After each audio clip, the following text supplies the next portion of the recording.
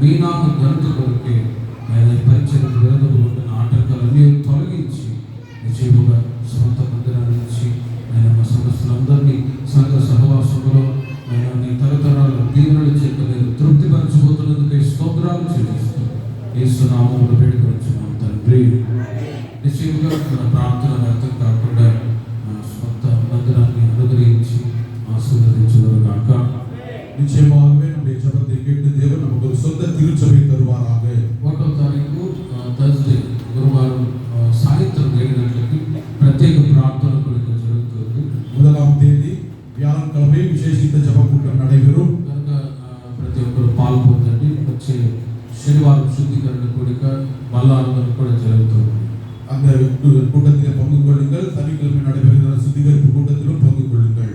వచ్చే ఆదివారం బల్లారంలో కార్యక్రమం కూడా ఉంటుంది. ஞாயிற்றுக்கிழமையிலே திருவிருந்து ஆராதனை நடைபெறும். దేవుడు ఈ పరిచర్యని దేవుడు ఆశీర్వదించుగాక.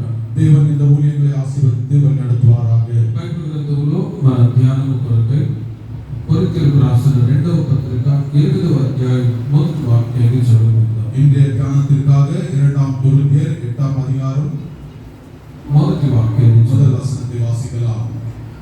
సహోదరులారా, మాసిదోనియ సంఘమునకు అనుగ్రహింపబడిన దేవుని కృపను గురించి మీకు తెలియజేయుచున్నాము అని అపోస్తలుడైన పౌలు గారు తెలియజేస్తున్నారు. కొరింథీ సంఘం மக்கதோனியா நாட்டு சபைக்கு தேவன் அளித்த கிருபையை உங்களுக்கு அறிவிக்கிறேன் என்று பவுல் சொல்கிறார்.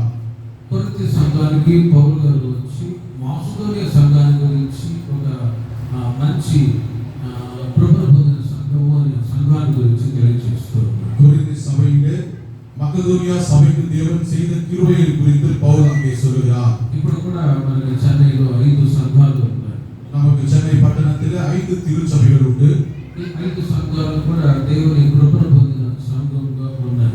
இந்த 5 திருச்சபைகளும் தேவனுடைய கிருபை பெற்ற திருச்சபைகளாய் காணப்படுகிறது. దైవ సేవకులు గారు ఈ ప్రాప్తులు అడుగుపెట్టిన ఆ రోజు నుండి ఈ రోజు వరకు కృప మన సంఘాల్లో విస్తరించుచు ఉన్నది.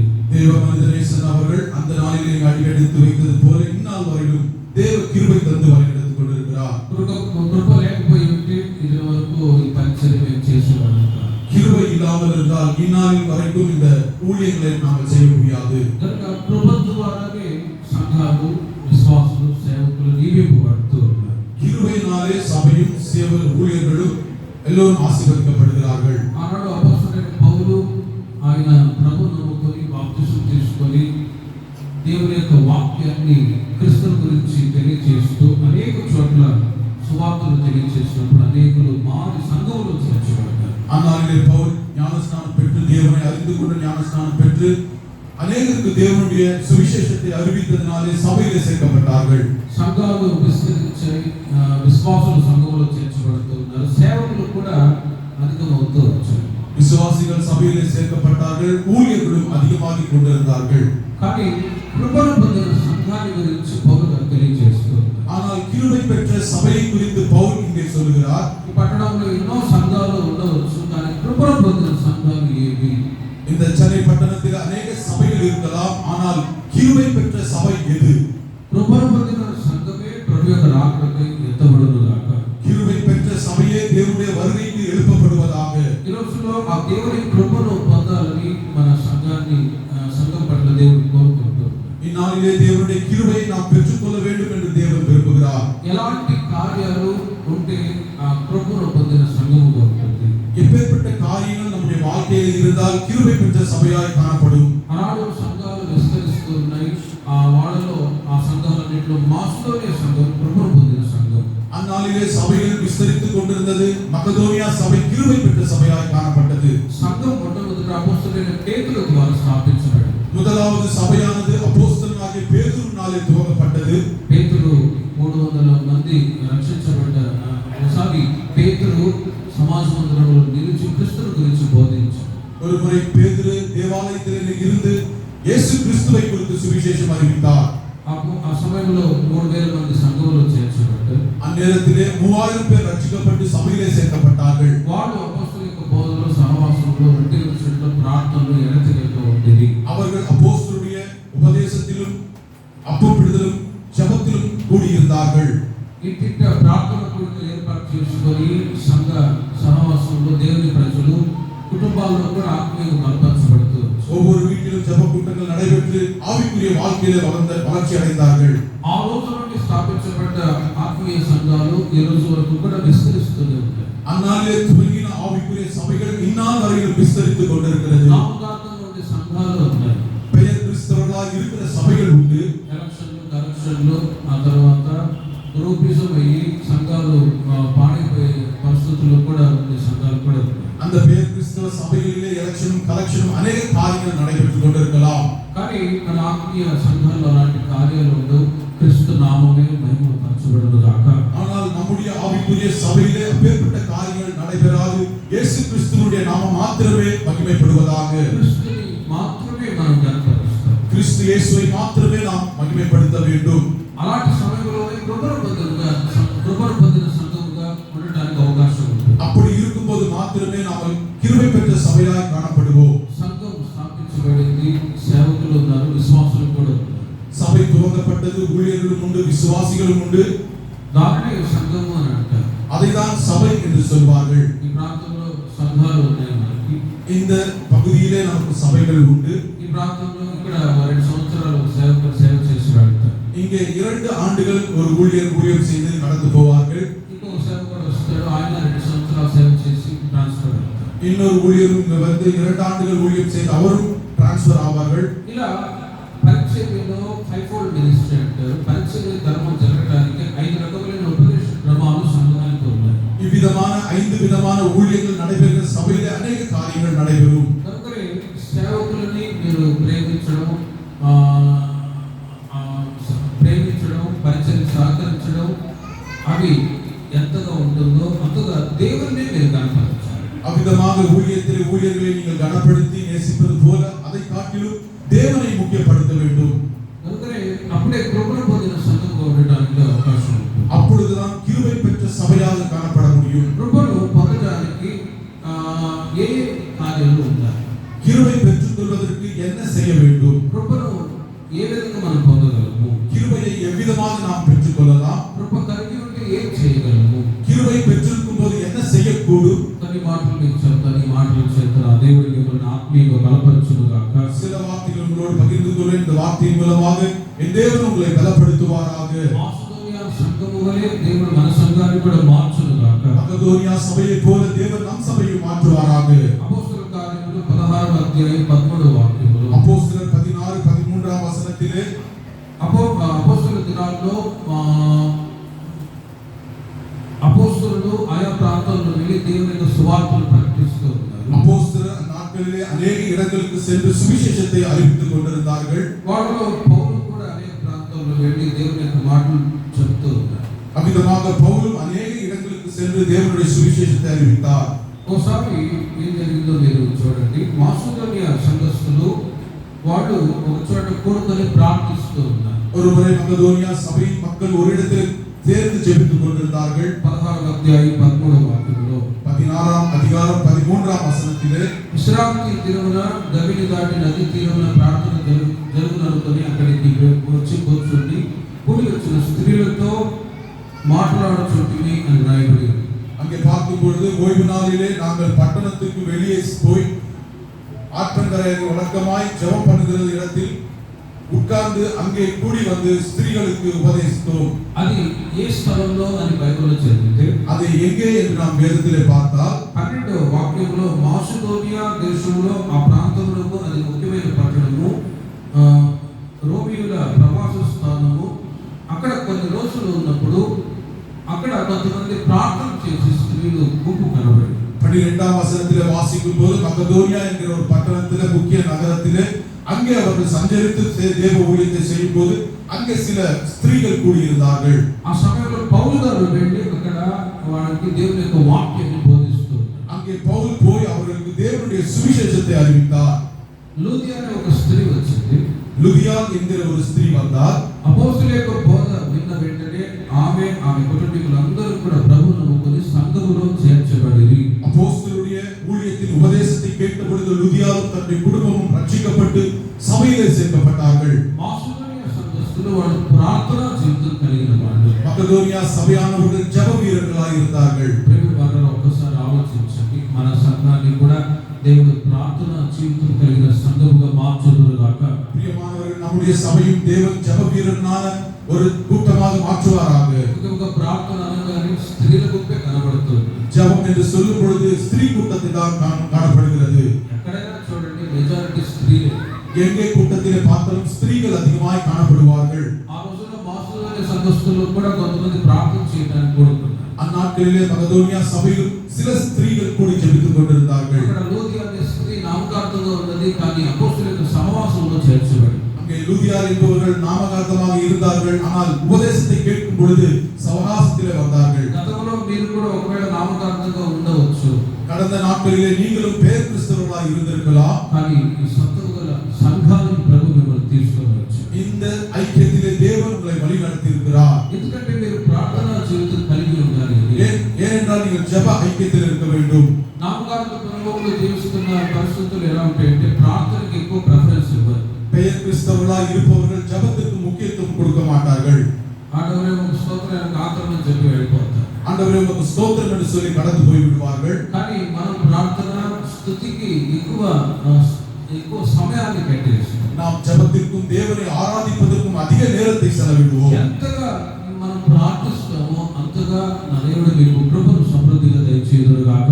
எவ்வளவு அதிகமாய் நீங்கள் ஜெபிப்பீர்களோ இந்த தேவன் உங்களுக்கு கிருபை பெருக செய்வாராக. ప్రభు యొక్క రాకడ సమీపిస్తుంది. అధికంగా మీరు వ్యక్తిగతంగా, కుటుంబంగా, సమాజంగా మీరు ప్రార్థనలో పాల్పొందుదురుగాక. பிரியமானவர்களே, தேவனுடைய வருகை சமீபமாய் இருக்கிறபடினாலே நீங்களும் உங்களுடைய குடும்பமும் ஜெபத்தில் பங்கு கொள்வீர்களாக. ప్రార్థన ద్వారానే కుటుంబాల్లో కృప కలుగుతుంది. ஜெபத்தின் மூலமாக உங்களுடைய குடும்பத்திலே தேவ கிருபை பெருகும். రేపటి రోజు నుంచి మీరు పనులు పెడతారు. நாளையிலிருந்து நீங்கள் உங்களுடைய வேலைக்கு செல்வீர்கள். మీ పనులు ఆశీర్వాదకరంగా ఉండి మీ చేతుల కష్టాన్ని మీరు అనుభవించాలంటే కృప కావాలి. உங்களுடைய வேலை ஆசீர்வதிக்கப்படும், உங்களுடைய கையின் பிரயாசங்கள் ஆசீர்வதிக்கப்பட உங்களுக்கு கிருபை தேவைப்படுகிறது. అందుకే 6 రోజులు పనిచేయాలి, 7వ రోజున దేవుని మందిరానికి వచ్చి ప్రార్థించి కృపను పొందుకొని వెళ్ళాలి. ஆகவே 6 நாட்கள் வேலை செய்து 7ஆம் நாட்களிலே தேவனுடைய சபைக்கு வந்து ஜெபித்து தேவ கிருபை பெற்றுக்கொள்ள வேண்டும். తద్వారా మండే టు సాటర్డే విస్తారమైన కృప నా దేవుడు మీకు దయచేయుదురుగాక. அதனாலே திங்கள் முதல் சனிக்கிழமை வரை தேவனுடைய கிருபை பெருகுவதாக. ఎందుకంటే ఎన్ని పనులున్నా వాటిని మానుకొని ఇలాగే ప్రతి వారం మీరు మందిరానికి రావాలి. ஆகவே எத்தனை வேலைகள் இருந்தாலும் தேவனுடைய சபைக்கு வருவதை விட்டுவிடக் கூடாது. నన్ను గణపరచువారిని నేను కూడా గణపరుస్తాను. என்னை கனப்படுத்துகிறவனை நான் கனப்படுத்துவேன் என்று தேவன் சொல்கிறார். ఇక్కడికి వచ్చి మీరు ప్రార్థించినప్పుడు కృప ప్రభు దయచేస్తారు. இங்கே வந்து நீங்கள் ஜெபிக்கும் பொழுது தேவ கிருபை பெருகும். అప్పుడు మీ కార్యాలన్నీ కూడా నా దేవుడు సఫలము చేయునుగాక. அப்பொழுது உங்களுடைய காரியங்களை தேவன் நிறைவேற்றுவாராக. కృప లేకపోతే ఏమీ కూడా చేయలేదు. கிருபை இல்லாமல் ஒன்றும் செய்யக்கூடாது. భౌతికంగా పిల్లలకు వివాహం జరగాలన్నా, ఇల్లు కట్టుకోవాలన్నా, చిన్న పెద్ద ఏ కార్యం చేయాలన్నా by the grace of God, దేవుని కృప ద్వారానే సాధ్యం. உலக ரீதியாக நமக்கு தேவையான எல்லா தேவைகள் சந்திக்கப்படவும், திருமணம் நடைபெறவும், வீடு கட்டப்படவும் தேவ கிருபை தேவைப்படுகிறது. ఒక అమ్మాయి ఇంట్లో వివాహమైన తర్వాత అత్తగారింట్లో అడుగుపెట్టి ఆ ఇల్లు ఆశీర్వాదకరంగా ఉండాలన్నా కృప కావాలి. ஒரு பெண் திருமணம் ஆன பிறகு தன்னுடைய மாமியார் வீட்டுக்கு அடியெடுத்து வைத்தாலும் அங்கே ஆசீர்வதிக்கப்பட அவருக்கு தேவ கிருபை தேவைப்படுகிறது. లేకపోతే ఐరన్ లెగ్ అంటారు. இல்லைன்னா அது இரும்பு கால் என்று சொல்வார்கள். ఈ అమ్మాయి ఎప్పుడైతే మా ఇంట్లో అడుగు పెట్టిందో మా ఇల్లు ఇబ్బందులు పాలైంది అని చెప్పే పరిస్థితులు రాకుండా ప్రతి ఒక్కరు, యవనస్తులు, పిల్లలు, పెద్దలు అందరూ కూడా దేవుని యొక్క కృపను పొందుదురుగాక. இந்த மகள் எப்பொழுது இந்த வீட்டில் அடியெடுத்து வைத்தாலும் எங்கள் வீட்டுக்கு ஒன்றும் நன்மை நடைபெறவில்லை என்று சொல்வார்கள். ஆகவே தேவ கிருபை பெற்றுக் கொள்ளுங்கள். యాకోబు లాబాను ఇంట్లో అడుగు పెడితే ఆ ఇల్లు ఆశీర్వదించబడింది. லாபானுடைய வீட்டிலே யாக்கோபு அடியெடுத்து வைத்த பொழுது அந்த குடும்பம் ஆசீர்வதிக்கப்பட்டது. ఇలా మన ద్వారా కృప కావాలి అంటే, మన ద్వారా ఆశీర్వాదం కలగాలంటే కృప ముందుగా మనం పొందాలి. நம்மை கொண்டு ஆசீர்வதிக்கப்பட வேண்டுமானால் நாம் தேவ கிருபையை பெற்றுக்கொள்ள வேண்டும். కాబట్టి కృప కావాలి అంటే ప్రార్థన జీవితం ఉంటే దేవుడు కృపను ఇస్తాడు. அந்த கிருபை நீங்கள் பெற்றுக்கொள்ள வேண்டும் என்றால் ஜெப ஜீவிతం இருக்கும்போது கிருபை பெற்றுக்கொள்வீர்கள். ఆనాడు మాసిదోనియ సంఘస్థులు ప్రార్థించేవాళ్ళు. அந்நாட்களிலே மகதோனியா திருச்சபை ஜெபிப்பவர்கள் పౌలు కొరకు, సేవకుల కొరకు ప్రార్థించేవాళ్ళు. பவுலுக்காகவும் ஊழியர்களுக்காகவும் அவர்கள் ஜெபிப்பார்கள். ఆ ప్రార్థన శక్తి ద్వారా అద్భుతాలు కూడా జరిగేవి. அந்த ஜெபத்தின் வல்லமையினாலே அநேக அற்புதங்கள் நடைபெற்றது. పుతోను అనే ఒక దయ్యపట్టిన ఒక స్త్రీ ఉంది. ஒரு பிசாசு பிடித்திருந்த ஒரு ஸ்திரீ உண்டு. ఆమె దయ్యము చేత సోదె చెప్తుంది. அவர்கள் பேய் பிடித்திருந்ததினாலே அவர்கள் குறி சொல்கிறவர்களாய் காணப்பட்டார்கள். యజమానుడు డబ్బులు సంపాదిస్తూ ఉండేవాడు ఆ స్త్రీ ద్వారా. அந்த மனிதனான எஜமானவன் அந்த ஸ்திரியை கொண்டு அநேக பணத்தை சம்பாதித்துக் கொண்டிருந்தார். నజరేయుడైన యేసు నామములో పో అని చెప్పి ఆ పుతోలని దయపడిన ఆ స్త్రీని గద్దించారు పౌలు గారు. நசரேயனாகிய இயேசுவின் நாமத்தினாலே போ என்று பவுல் ஜெபித்த பொழுது அந்த பிசாசு விலகியது. ప్రియుల వారలారా, ఒక అద్భుతమైన కార్యాన్ని జరిగినట్లుగా వాక్యంలో మనం చదువుతాం. ஒரு அற்புதமான காரியம் அங்கே நடைபெற்றதாக அந்த அதிகாரத்திலே நாம் வாசிக்கலாம். బై ప్రేయర్ ప్రార్థన ద్వారా సంఘానికి ఒక నియమం ఉన్నది. ஜெபத்தினாலே சபையிலே ஒரு ஐக்கியம் உண்டு, வழிமுறை உண்டு. సంఘానికి ఒక నియమం ఏంటంటే మేము ప్రార్థన చేస్తాం, మీరు మాకు ప్రార్థించండి. சபையிலே ஒரு வழக்கம் என்னவென்றால் நீங்கள் எங்களுக்காக ஜெபிப்பீர்கள், நாங்கள் உங்களுக்காக ஜெபிப்போம். తద్వారా కృప మేము పొందగలము, మీరు పొందగలరు. அதனாலே கிருபை நீங்கள் பெற்றுக்கொள்வீர்கள், நாங்களும் பெற்றுக்கொள்வோம். అదే 16వ అధ్యాయం 20వ వాక్యంలో 16వ அதிகாரம் 20వ వచనத்திலே అక్కడ పౌలుషులను చెరసాలలో ఉండి కూడా వాళ్ళు ప్రార్థించి కీర్తించిన రాయబడింది. அங்கே பவுலும் சீலாவும் சிறைச்சாலையில் அடைக்கப்பட்டு ஜெபித்தார்கள், துதித்தார்கள் என்று பார்க்கிறோம். తద్వారా అక్కడ కూడా కృప విస్తరించింది. அதனாலே அங்கேயும் கிருபை பெருகினது. చెరసాల నాయకుడు అనుకున్నాడు ఖైదీలందరూ పారిపోయారు, పై అధికారులు మమ్మల్ని చంపేస్తారేమో అని సూసైడ్ చేసుకోపోయాడు. அந்த சிறைச்சாலையின் அதிகாரி கைதிகள் ஓடிவிடுவார்கள் என்று சொல்லி தன்னை அழித்துக் கொள்ள வேண்டும் என்று நினைத்தார்கள். అప్పుడు పౌలు శీలలు వచ్చి మేము పారిపోలేదు, ఇక్కడే ఉన్నాము అన్నారు. அப்பொழுது பவுலும் சீலாவும் நாங்கள் ஓடி போகவில்லை, இங்கேயே இருக்கிறோம் என்று சொன்னார்கள். ఆ అద్భుతమైన కార్యాన్ని చూసి చెరసాల నాయకుడు మారాడు, అతని కుటుంబస్తులందరూ కూడా అపోస్తలుల యొక్క సహవాసంలో చేర్చబడి చప్పట్లు కొడుతూ అందరూ గట్టిగా அந்த அற்புதமான காரியத்தை பார்த்து அந்த சிறைச்சாலையின் அதிகாரியின் குடும்பமும் ரட்சிக்கப்பட்டது.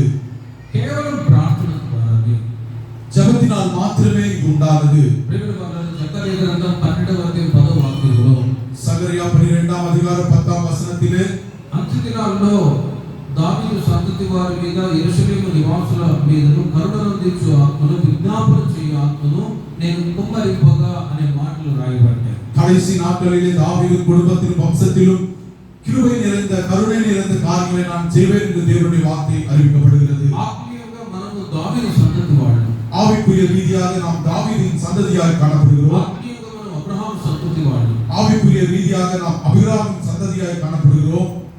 ఆ విజ్ఞాపన ఆత్మ మనకు కూడా దేవుడు ఇచ్చాడు. விண்ணப்பிக்கிற ஆவியை தேவன் நமக்கு கொடுத்திருக்கிறார். కాబట్టి ఇంట ఉన్న బయట ఉన్న ఎల్లప్పుడూ మన ప్రార్థన ద్వారా ఈ రాబోయే దినాలలో కూడా గొప్ప విజయాన్ని పొందుదుగాక. நாம் வீட்டிலே இருந்தாலும் வெளியிலே இருந்தாலும் எப்போதும் தேவனுடைய கிருபையினாலே பெரிய ஜெயத்தை பெற்றுக்கொள்வோமாக. ప్రతి ప్రార్థన ద్వారానే మనం చిన్న పనైనా పెద్ద పనైనా చేయగలగాలి. எல்லா காரியமும் ஜெபத்தினாலே நாம் துவங்க வேண்டும். ప్రార్థన లేకపోతే కృప మనం పొందలేము.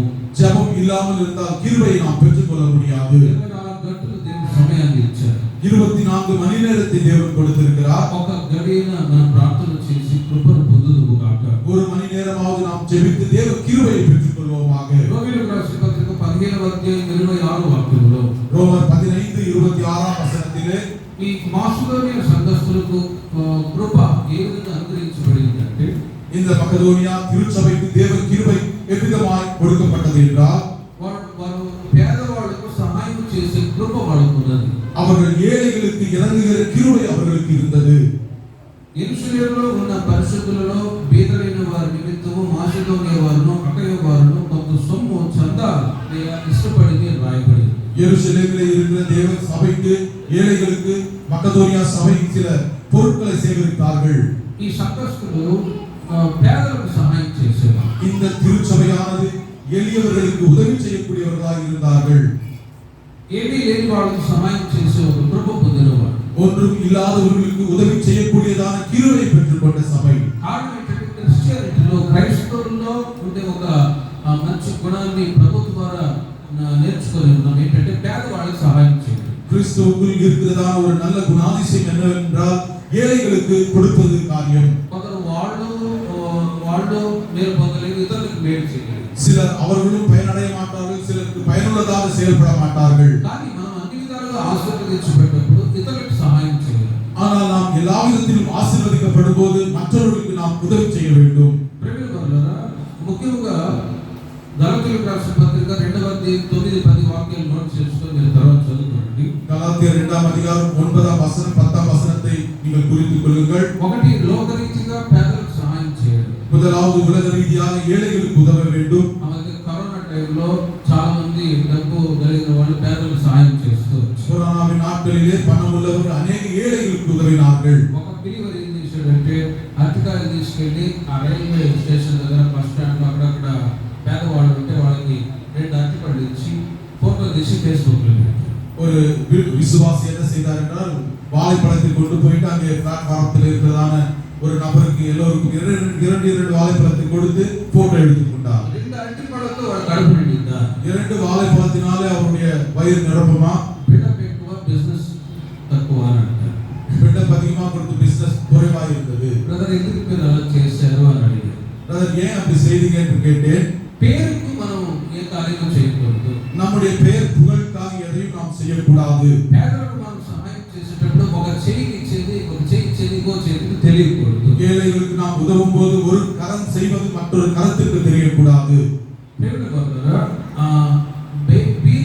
బీదలను జ్ఞాపకం చేసుకోవాలని మాత్రమే వారు కోరిక రాయబడి ஏழைகளுக்கு உதவ வேண்டும் என்று மாத்திரமே அவர்கள் விண்ணப்பித்தார்கள் என்று பார்க்கிறோம். ఈ రోజుల్లో బీదలైన వాళ్ళు ఎవరు? இந்த நாட்களிலே ஏழை என்பவன் யார்? ఇప్పుడు అక్కడక్కడ మనం వెళ్తూ ఉంటాం, చాలా మంది సహాయం చేయండి అని అడుగుతారు. அங்கே நாம் போகும்போது அநேகர் எங்களுக்கு உதவி செய்யுங்கள் என்று கேட்பார்கள். ఈ మధ్య నన్ను ఒక ఆయన అడిగాడు, 30,000 ఇవ్వండి పిల్లలకి ఫీజు పెట్టుకుంటారు. சமீப காலத்திலே என்னையும் ஒரு 30,000 ரூபாய் கொடுங்க என்று கேட்டார்கள். బ్రదర్ నేనేమైనా ముత్తూట్ ఫైనాన్స్ పెట్టలేదు అన్నా. பிரதர் நான் முத்தூட் ஃபைனான்ஸ் வைக்கவில்லை என்று சொன்னேன். I'm a servant of God. நான் தேவ ஊழியனாய் இருக்கிறேன். విశ్వాసమైన వాళ్ళు మీరు నాకు ఇవ్వాలి కానీ నేను నీకు ఇస్తే నేను నీకు ఎలా ఇవ్వగలను? விசுவாசிகளானவர்கள் நீங்கள் எங்களுக்கு கொடுக்க வேண்டும், நாங்கள் எப்படி கொடுக்க முடியும்? అది తప్పు బ్రదర్ అన్న. அது தவறு என்று சொன்னேன். ప్రేమ వాళ్ళరా, సంఘంలో ఉంటున్న వాళ్ళు సేవకులకు సహాయం చేయాలి. சபையிலே இருப்பவர்கள் ஊழியர்களுக்கு உதவ வேண்டும். కొందరు సేవకుల ద్వారా ఏదైనా మేలు పొందాలని చూస్తారు. சிலர் ஊழியர்களினாலே நாங்கள் நன்மை அடைய வேண்டும் என்று நினைப்பார்கள். అది చాలా తప్పు. அது மிகுந்த தவறு. ఎక్కడ ఫైనాన్స్ బిజినెస్ ఏం పెట్టలేదు కదా. நீங்க ஃபைனான்ஸ் பிசினஸ் செய்யவில்லை அல்லவா? నేను అనుకున్నాను ఎందుకు వీళ్ళు ఇలా అడుగుతున్నారు, ஏன் இவர்கள் கேட்கிறார்கள் என்று நான் நினைத்தேன். నేను బిజినెస్ మ్యానా, நான் பிசினஸ் செய்பவரா, నేను పెద్ద స్టేటా சேட்டா కాదు కదా. இல்ல. కొందరు వాళ్ళు అనుకుంటారు వీళ్ళ దగ్గర ఏమైనా డబ్బు ఉందేమో అని. இவர்கள் கிட்ட நிறைய பணம் இருக்கும் என்று நினைப்பார்கள். ఒకవేళ మీరు ఇచ్చిన కానుకలు నా దగ్గర ఉంటాయి, ఒకవేళ ఆ విశ్వాసకి ఇస్తే అతను ఆశీర్వాదకరంగా ఉంటాడా? நீங்கள் கொடுத்த காணிக்கைகள் எங்களிடத்தில் இருக்கும், அதை நான் விசுவாசிக்கு கொடுத்தால் அது ஆசீர்வாதமாக இருக்குமா? సేవకి ఇస్తే ఆశీర్వాదకరంగా మీరు ఉంటారు. நீங்கள் ஊழியர்களுக்கு கொடுக்கும் போது நீங்கள் ஆசீர்வாதமாக இருப்பீர்கள். కాబట్టి బ్రదర్ నేను సేవకు నేను ఇవ్వలేను, பிரதர் நான் ஊழியக்காரன், நான் கொடுக்க முடியாது என்று சொன்னேன். ఇలా కొంతమంది ఆశించే వాళ్ళు ఉన్నారు. இவ்விதமாக அநேகர் எங்களிடத்தில் எதிர்பார்ப்பவர்கள் உண்டு. కానీ సంఘంలో బీదలైన వాళ్ళు ఎవరైనా కనబడితే 1 by 1 సహాయం చేయవచ్చు. சபையிலே ஏழைகளாக யாரால் காணப்பட்டால் ஒருத்தருக்கு ஒருத்தர் உதவி செய்யலாம். ఆనాడు పౌలు గారు ఎవాంజలిస్ట్ సేవ చేస్తూ ఉన్నారు. அந்நாட்களிலே பவுல் சுவிசேஷ ஊழியத்தை செய்து கொண்டிருந்தார். కానీ ఈ సంఘంలో అలా మనం చేయలేము. ஆனால் இந்த திருச்சபையில் அவ்விதமாய் செய்ய முடியாது. కానీ ఎవరైనా పేదవాడు కనబడితే, ஆனால் ஏழைகள் யாராவது காணப்பட்டால் వాళ్ళకి సహాయం చేయాలి. அவர்களுக்கு உதவலாம். అది ఒక మంచి సత్క్రియ. அது ஒரு நல்ல காரியம்.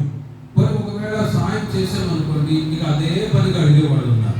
ஒருவேளை உதவி செய்யும் போது அதையே தொடர்ந்து கேட்பவர்கள் இருக்கலாம். నేను ఆ మధ్య ఒక చోట ట్రాన్స్ఫర్ అయి వెళ్ళాను. ஒரு முறை ஒரு இடத்துக்கு டிரான்ஸ்ஃபர் ஆகி போயிருந்து కొందరు ఆ కొండ మీద ఉండేవాళ్ళు పేదవాళ్ళు అయితే అంతకుముందు నా పాస్టర్ కొద్దిగా బియ్యము కొన్ని కొబ్బరి నూనె సీసాలు ప్రార్థన చేసి ఇచ్చేవాడు. அந்த மலையின் மீது இருந்ததான சில குடும்பங்களுக்கு அங்கே இருந்த பாஸ்டர் உதவி செய்து கொண்டிருந்தார்.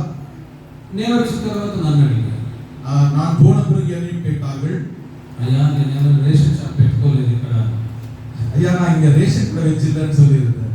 సేవకుల ప్రేరణను బట్టి ఇస్తే ఓకే. தேவ ஊழியனுடைய ஆவியினால் ஏவப்பட்டு கொடுக்கும் போது அது பரவாயில்லை. 2 సార్లు సహాయం చేశారు. ஒரு முறை 2 முறை உதவி செய்தார்கள். మళ్ళా నెల నెల రేషన్ షాప్. மீண்டுமாக கேட்கும் போது இது ப்ரொவிஷன் ஸ்டோரா, ரேஷன் கடையா? ఇలా కొందరు ఆశించేవాళ్ళు ఉన్నారు. இவ்விதமாக எதிர்பார்ப்பவர்கள் சிலர் இருக்கலாம். కానీ సంఘంలో విశ్వాసులు తోటి బిలీవర్ ఏదైనా ఇబ్బందులు ఉంటే సహాయం చేయాలి. ஆனால் சபையிலே உடன் விசுவாசிகளுக்கு நீங்கள் உதவி செய்யலாம். ఆనాడు మాస్టర్ సంఘస్థులు పేదలకు బీదవాళ్ళకు సహాయం చేయాలనే ఒక మంచి కృపను పొందినవాడు. அந்த நாட்களிலே மக்கதோனியா திருச்சபையானது ஏழைகளுக்கு உதவி செய்யக்கூடிய ஒரு கிருபை பெற்ற சபை. గలతీయులకు రాసిన పత్రిక 6వ అధ్యాయం 10వ వాక్యాన్ని మీరు గమనించండి. గలాతీయులకు எழுதின நிருபம் 6వ அதிகாரம் 10వ వచనத்தை వాసికలాం. మనకు సహాయము దొరికిన కొలది అందరి ఎడలను విశేషముగా విశ్వాస గృహమునకు చేరిన వారి ఎడలను మేలు చేయుదుము అని రాయబడింది. விசேஷமாக விசுவாச குடும்பங்களுக்கு நன்மை செய்யுங்கள் என்று பார்க்கிறோம். కానీ మేలు చేసినప్పుడు ఎవరికి చెప్పకూడదు. நன்மை செய்யும் போது அதை மற்றவர்களுக்கு சொல்லக்கூடாது. నేను వాళ్ళకి హెల్ప్ చేశాను, நான் அவர்களுக்கு உதவினேன் என்று, వీళ్ళకి హెల్ప్ చేశాను, இவர்களுக்கு உதவினேன் என்று అని ఏ ఒక్కరు చెప్పకూడదు. அவ்விதமாக யாரும் சொல்லக்கூடாது. మత్తయి సువార్త 6వ అధ్యాయం 2వ వాక్యంలో மத்தேயு எழுதின சுவிசேஷமாக 6వ அதிகாரம் 2వ వచనத்திலே ఒకవేళ చెబితే మీకు ఫలం రాదు అని రాయబడింది. ஒருவேளை நீங்கள் சொல்வீர்களானால் அதற்கான பலனை நீங்கள் அடைய மாட்டீர்கள். కనుక మీరు సాధ్యమైనంత వరకు పేదవాళ్ళను గమనించి వారికి సహాయం చేసి కృపను మీరు పొందుదురుగాక. ஆகவே கூடுமானால் நீங்கள் ஏழைகளை அறிந்து கொண்டு அவர்களுக்கு உதவி செய்து தேவ கிருபையை பெற்றுக் கொள்ளுங்கள். కొరింథీయులకు రాసిన మొదటి పత్రిక 8వ అధ్యాయము 2-3 వాక్యాలను గమనించండి. 1 కొరింథీయుల 8వ அதிகாரம் 2-3 వచనங்களை వాసికలాం. మాసిదోనియా సంఘస్థులు కృపను పొందడానికి వాళ్ళలో ఒకటి ప్రార్థన జీవితం. மக்கதோனியா திருச்சபையானது கிருபை பெற்றுக் கொள்வதற்கு முதலாவது அவர்கள் ஜெபிப்பவர்களாய் இருந்தார்கள். రెండవది పేదలకు సహాయం చేసేవారు. இரண்டாவது ஏழைகளுக்கு உதவி செய்பவர்களாய் இருந்தார்கள். మూడవది మాసిదోనియా వారు నిరుపేదలైన వారి దాతృత్వం బహు గొప్పది. அவர்கள் மூன்றாவதாக அவர் கடினமான ஏழைகளாய் இருந்தாலும் அவருடைய ஆவிக்குரிய வாஞ்சை அதிகமாக இருந்தது. వాళ్ళు సంఘాన్ని సాగరిస్తున్నారు, ప్రోత్సాహపరుస్తున్నారు. அவர்கள் சபையிலே உதவியாக இருந்து அதை வழிநடத்தி கொண்டிருந்தார்கள். సంఘం ఎదిగిన వరకు సేవకులు పోషింపబడుతున్నారు, అన్ని అవసరతలు తీర్చబడుతున్నాయి. ఏంటి మీరిచ్చే దశభాగాలు కానుకల ద్వారా இந்நாள்களிலும் சபையில் இருக்கிற ஊழியர்கள் போஷிக்கப்படுகிறார்கள் என்றால் நீங்கள் கொடுக்கிறதான காணிக்கையும் தசமமாக இருக்கிறது. కనుకనే కృప మీకు సమృద్ధిగా కలిగి ఉన్నది. ஆகவே கிருபை உங்களுக்கு நிறைவாய் நிறைந்திருக்கிறது. మాసిదోనియా సంఘంలో పేదవాళ్ళు ఉన్నారు, డబ్బు కలిగిన వాళ్ళు కూడా ఉన్నారు. மக்கதோனியா சபையில் ஏழைகளும் உண்டு, ஐஸ்வர்யவான்களும் இருக்கிறார்கள். వాళ్ళు నిరుపేదలైన వాళ్ళ దాతృత్వం బహుగా విస్తరించిన రాయబడింది. அவர்களிலே கடுமையான ஏழைகளாய் இருந்தாலும் அவருடைய விசுவாசம் அதிகரித்தது என்று பார்க்கிறோம். ఒక చర్చ్ మెంబర్ అన్నప్పుడు ఖచ్చితంగా దశభాగాలు ఇవ్వాలి. ஒரு சபை ஐக்கியத்தில் இருக்கிற ஒரு விசுவாசி தசமபாகம் கொடுக்க வேண்டும். వేరే ఎక్కడ ఇవ్వకూడదు. வேற எங்கேயும் அதை கொடுக்க கூடாது. ఒక హోటల్లో భోజనం చేసి ఇంకొక హోటల్లో బిల్లు కడితే గడువు పెట్టాడు. ஒரு ஹோட்டலில் சாப்பிட்டு மற்றொரு ஹோட்டல்ல பில் கட்டினால் அவர்கள் விடுவார்களா?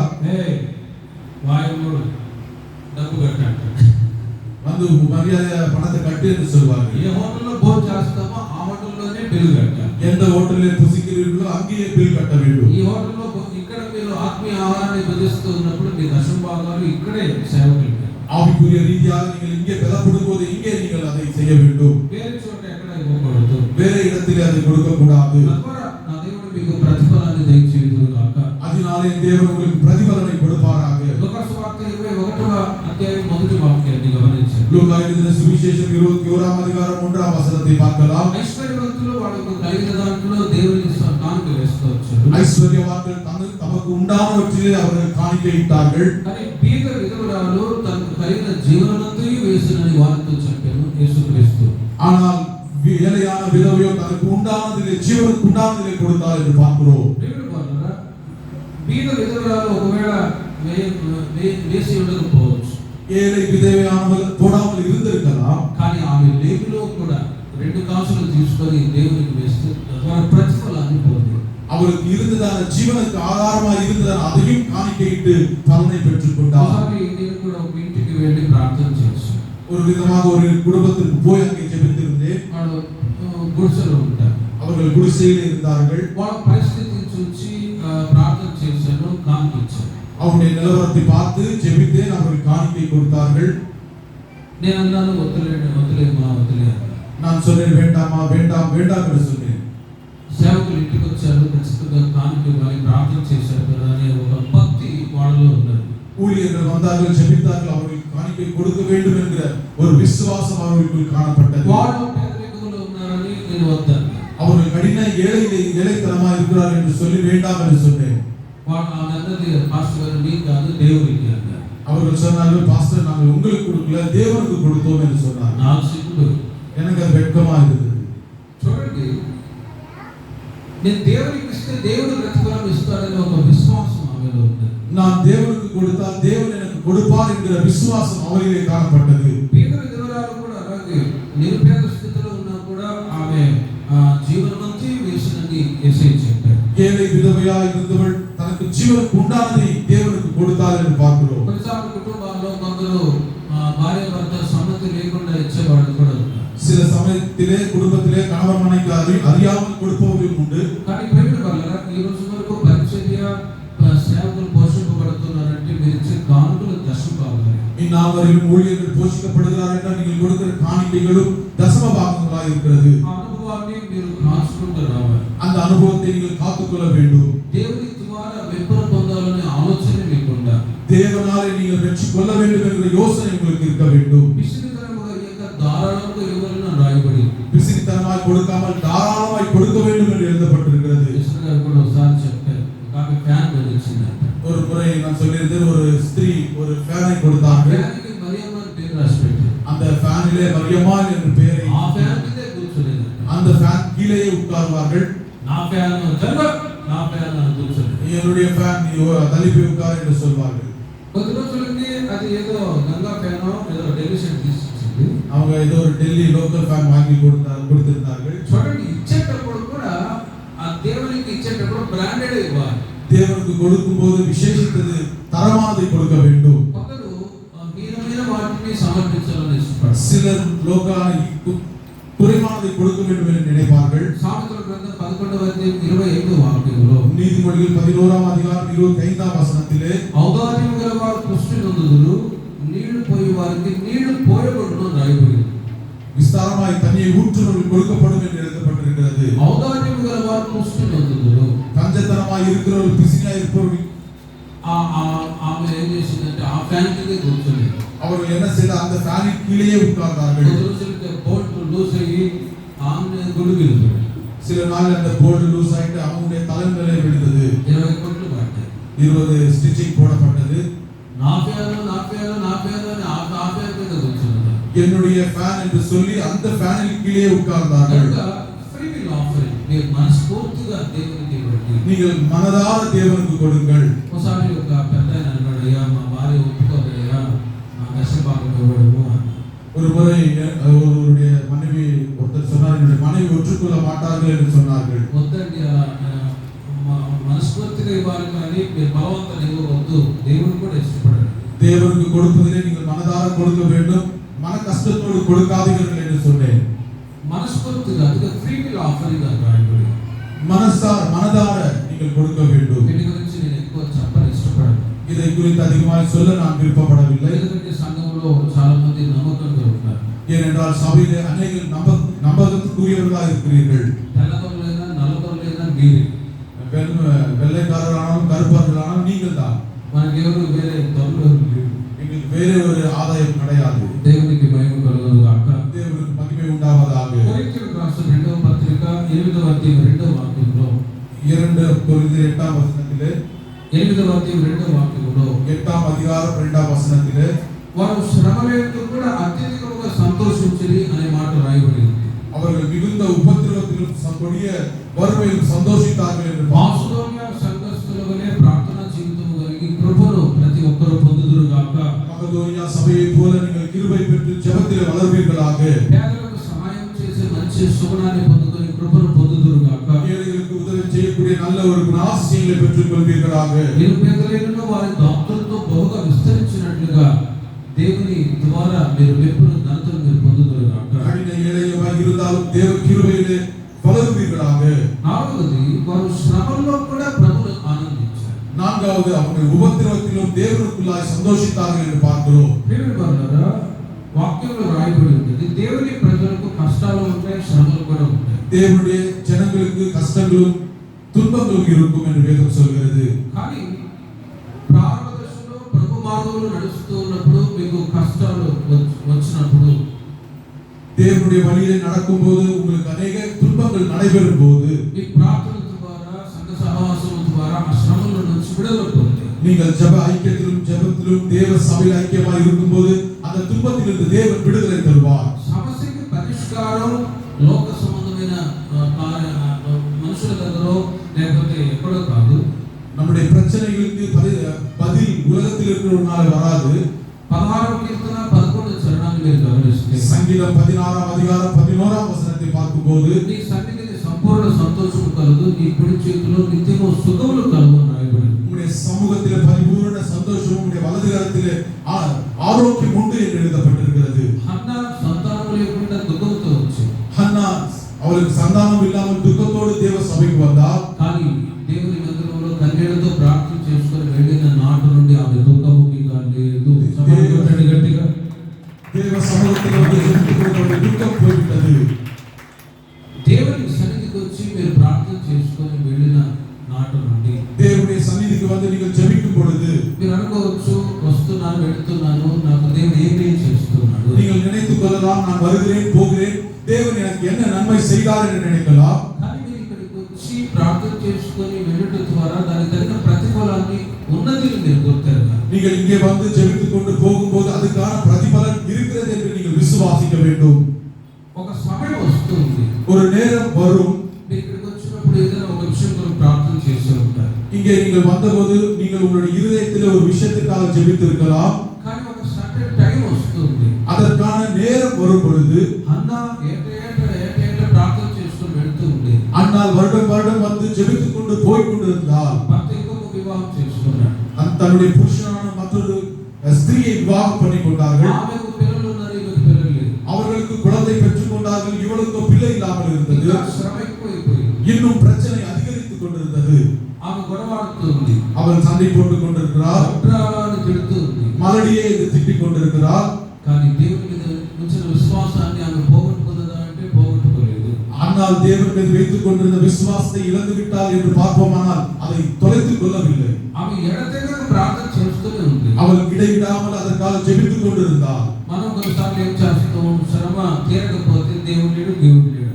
நாம் சில நாட்களிலே நம்முடைய பிரச்சனைகள் தீர்க்காத போது கடவுள் கிடையாது என்று நினைத்துக் கொள்ளலாம். కానీ అలా ఉండకూడదు. ஆனால் அதிகமாக இருக்கக்கூடாது. ఖచ్చితంగా నా దేవుడు ఏం చేస్తాడనే ఒక అచంచలమైన విశ్వాసాన్ని నా దేవుడు నీకు దయచేయుదురు గాక. நிச்சயமாகவே தேவன் எனக்கு உதவி செய்வார் என்பதான ஒரு நிரந்தர நிலவரமான ஒரு இருதயத்தை தேவன் கொடுப்பாராக. ఆ విశ్వాసంతోనే ఆమె ప్రార్థన చేస్తూ వచ్చింది హన్నా. அப்பேற்பட்ட விசுவாசத்தோடு கூட அவள் ஜெபித்துக் கொண்டிருந்தாள். ఆమె ప్రార్థన ఆలకించి దేవుడు సంతానాన్ని ఇచ్చాడు. அன்னாளுடைய ஜெபத்தை கேட்டு தேவன் அவருக்கு ஒரு குமாரனை கொடுத்தார்கள். హన్నా దేవుని స్తుతిస్తూ ఒక మాట చెప్తుంది, దేవుడు నాకు మహదానందము కలుగజేసెను. அன்னாள் ஜெபித்துக் கொண்டு ஒரு வார்த்தை சொன்னார், தேவன் மிகுந்த சந்தோஷத்தை எனக்கு உண்டாக்கினார் என்று. అట్టి సంతోషాన్ని మీ ముఖంలో నా దేవుడు కలుగజేయుదురు గాక. அப்பேற்பட்ட சந்தோஷத்தை தேவன் உங்கள் முகங்களில் கொடுப்பாராக. ప్రతి శ్రమ వెనుక ఒక సంతోషం ఉందని ఎరగాలి. எல்லா பாடுகள் மத்தியிலும் ஒரு பெரிய சந்தோஷம் இருக்கிறது என்று நினைக்க வேண்டும். మీ అధైర్యాన్ని మీరు ధైర్యాన్ని పోగొట్టుకోకూడదు. நீங்கள் தைரியமாக இருக்க வேண்டியது அவசியம். విశ్వాసం ఉండాలి, விசுவாசத்தில் நிலைத்திருக்க வேண்டும். అప్పుడే నా దేవుడు మీ కుడి చేతిని పట్టుకొని నడిపించుదురు గాక. அப்பொழுது தேவனுடைய வலகரத்தை பிடித்து நடத்துவாராக. ప్రభు నమ్మిన తర్వాత కష్టాలు వస్తాయి అని నిజమైన క్రైస్తవులే తెలుసుకోగలరు. தேவனை விசுவாசிக்கும் பொழுது அநேக பாடுகளும் பிரச்சனைகள் வரும் என்று அறிந்திருக்க வேண்டும்.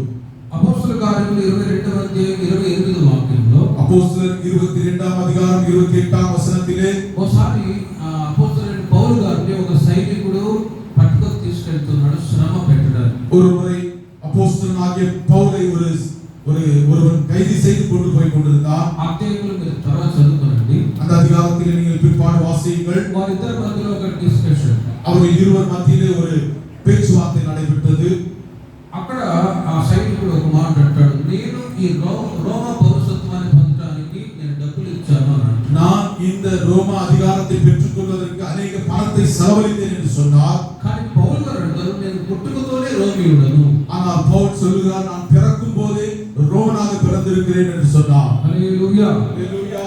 నేను పుట్టుకతోనే రోమియుడను, நான் பிறப்பிலே ரோமனா இருக்கிறேன் என்று சொன்னார். ఎందుకు ఆ మాట చెప్తున్నాడంటే, ஏன் அதை சொன்னார் என்றால், క్రీస్తును ఎదిగిన తర్వాత శ్రమ ఉంటుంది అని తెలుసుకున్నవాడు, கிறிஸ்துவை அறிந்து கொண்டபோது அநேக உபத்திரம் உண்டு என்று அறிந்திருக்கிறார். యేసుక్రీస్తు వారు పౌలు గారిని దర్శించిన తర్వాత இயேசு கிறிஸ்துவானவர் பவுலை தரிசிக்கும் போது ఆ సమయంలో దేవుడు మాట్లాడుతున్నాడు. அந்த நேரத்திலே பவுலோடு தேவன் பேசினார். సౌల నీవేళ నన్ను హింసించుచున్నావు, சவுலே சவுலே சவுலே ஏன் என்னை துன்பப்படுத்துகிறாய் என்று கேட்டார். నా నామమును శ్రమలు అనుభవించావో, నా నామం నిమిత్తం ఎన్ని శ్రమ అనుభవించవలసి ఉన్నదో నీకు తెలియజేస్తాను. నీవు యెరూషలేముకు వెళ్ళొచ్చు. என்னுடைய நாமத்தின் நிமித்தமாக நீ எவ்வளவு துன்பங்களை அனுபவிக்க வேண்டும் என்பதை நான் உனக்கு அறிவிப்பேன். நீ எருசலேமுக்கு போ என்று சொன்னார். ఆ మాటను బట్టి క్రీస్తు నిమిత్తం ఎన్నో శ్రమలు అనుభవించారు. அந்த வார்த்தையின் நிமித்தமாக கிறிஸ்துவுக்காக அநேக உபத்திரவங்களை அவர் அனுபவித்தார். అందుకే నేను పుట్టుకతోనే రోమియోడు అంటాడు. దేవునికి మహిమ కలుగును గాక. அதற்காக அவர் சொன்னார், நான் பிறப்பிலே ரோமனா இருக்கிறேன் என்று சொன்னார். ఎందుకంటే క్రీస్తు రోమియోడుగా ఉన్నప్పుడు శ్రమలు వస్తాయి. ரோமனா இருக்கும்போது கிறிஸ்துவுக்காக அநேக பாடுகள் இருக்கும். క్రైస్తవులుగా దేవుని ప్రజలుగా ఉన్నప్పుడు శ్రమలు కూడా వస్తాయి. கிறிஸ்தவர்களாய் தேவனுடைய ஜனமாய் இருக்கும்போது அநேக உபத்திரவங்கள் உண்டாயிருக்கும். కానీ శ్రమల్లో కూడా మీరు ప్రభువులో ఆనందించుదురు గాక. ஆனாலும் உபத்திரவத்தின் மத்தியிலும் நீங்கள் கிறிஸ்துவுக்குள் சந்தோஷிக்க வேண்டும். అప్పుడే మీకున్న శ్రమలు తొలగిపోతాయి. அப்பொழுது உங்களுக்கு இருக்கிற உபத்திரவங்கள் அகற்றப்படும். ఆ మాసలోని సంఘస్థులు శ్రమలో కూడా వాళ్ళు అత్యధికంగా సంతోషించి அந்த மகதோனியா சபையானவர்கள் உபத்திரவத்தின் மத்தியிலும் ஆனந்தமாய் சந்தோஷித்தார்கள் என்று பார்க்கிறோம். 2 கொரிந்தியர் 8ஆம் அதிகாரம் 5ஆம் வசனத்திலே ప్రభువునకు తమను తాము అప్పగించుకొనుడి అని రాయబడి ఉంది. கிறிஸ்துவுக்காக தங்களை தாங்களே ஒப்புக் கொடுத்தார்கள் என்று பார்க்கிறோம். మాసలోని సంఘస్థులకు అనుగ్రహింపబడిన కృప మన ఈ భారత నగర సంఘానికి కూడా అనుగ్రహింపబడును గాక. மகதோனியா சபைக்கு கொடுக்கப்பட்டதான கிருபை இந்த திருச்சபைக்கு தேவன் கொடுப்பாராக. ఆ కృప వాళ్ళకు ప్రార్థన ద్వారా కలిగినది. அந்த கிருபையானது ஜெபத்தினாலே அவர்கள் பெற்றுக்கொண்டார்கள். పేదలకు సహాయం చేయడంలో కలిగినది. ஏழைக்கு உதவுகிற காரியத்தில் கிருபை பெற்றுக்கொண்டார்கள். మాసలోని సంఘస్థుల వాళ్ళు నిరుపేదలను సేవకుల క్షేమాన్ని సంఘ క్షేమాన్ని కోరేవారు. மகதோனியா திருச்சபையானது கடினமான ஒரு ஏழ்மையில இருந்தாலும் சபைக்கும் தேவ ஊழியர்களுக்கும் உதவினார்கள். నాలుగవదిగా శ్రమల్లో కూడా ప్రభువులో అత్యధికంగా సంతోషించారు. நான்காவதாக உபத்திரவத்தின் மத்தியிலும் அவர்கள் தேவனுக்குள்ளாய் மகிழ்ச்சி அடைந்தார்கள்.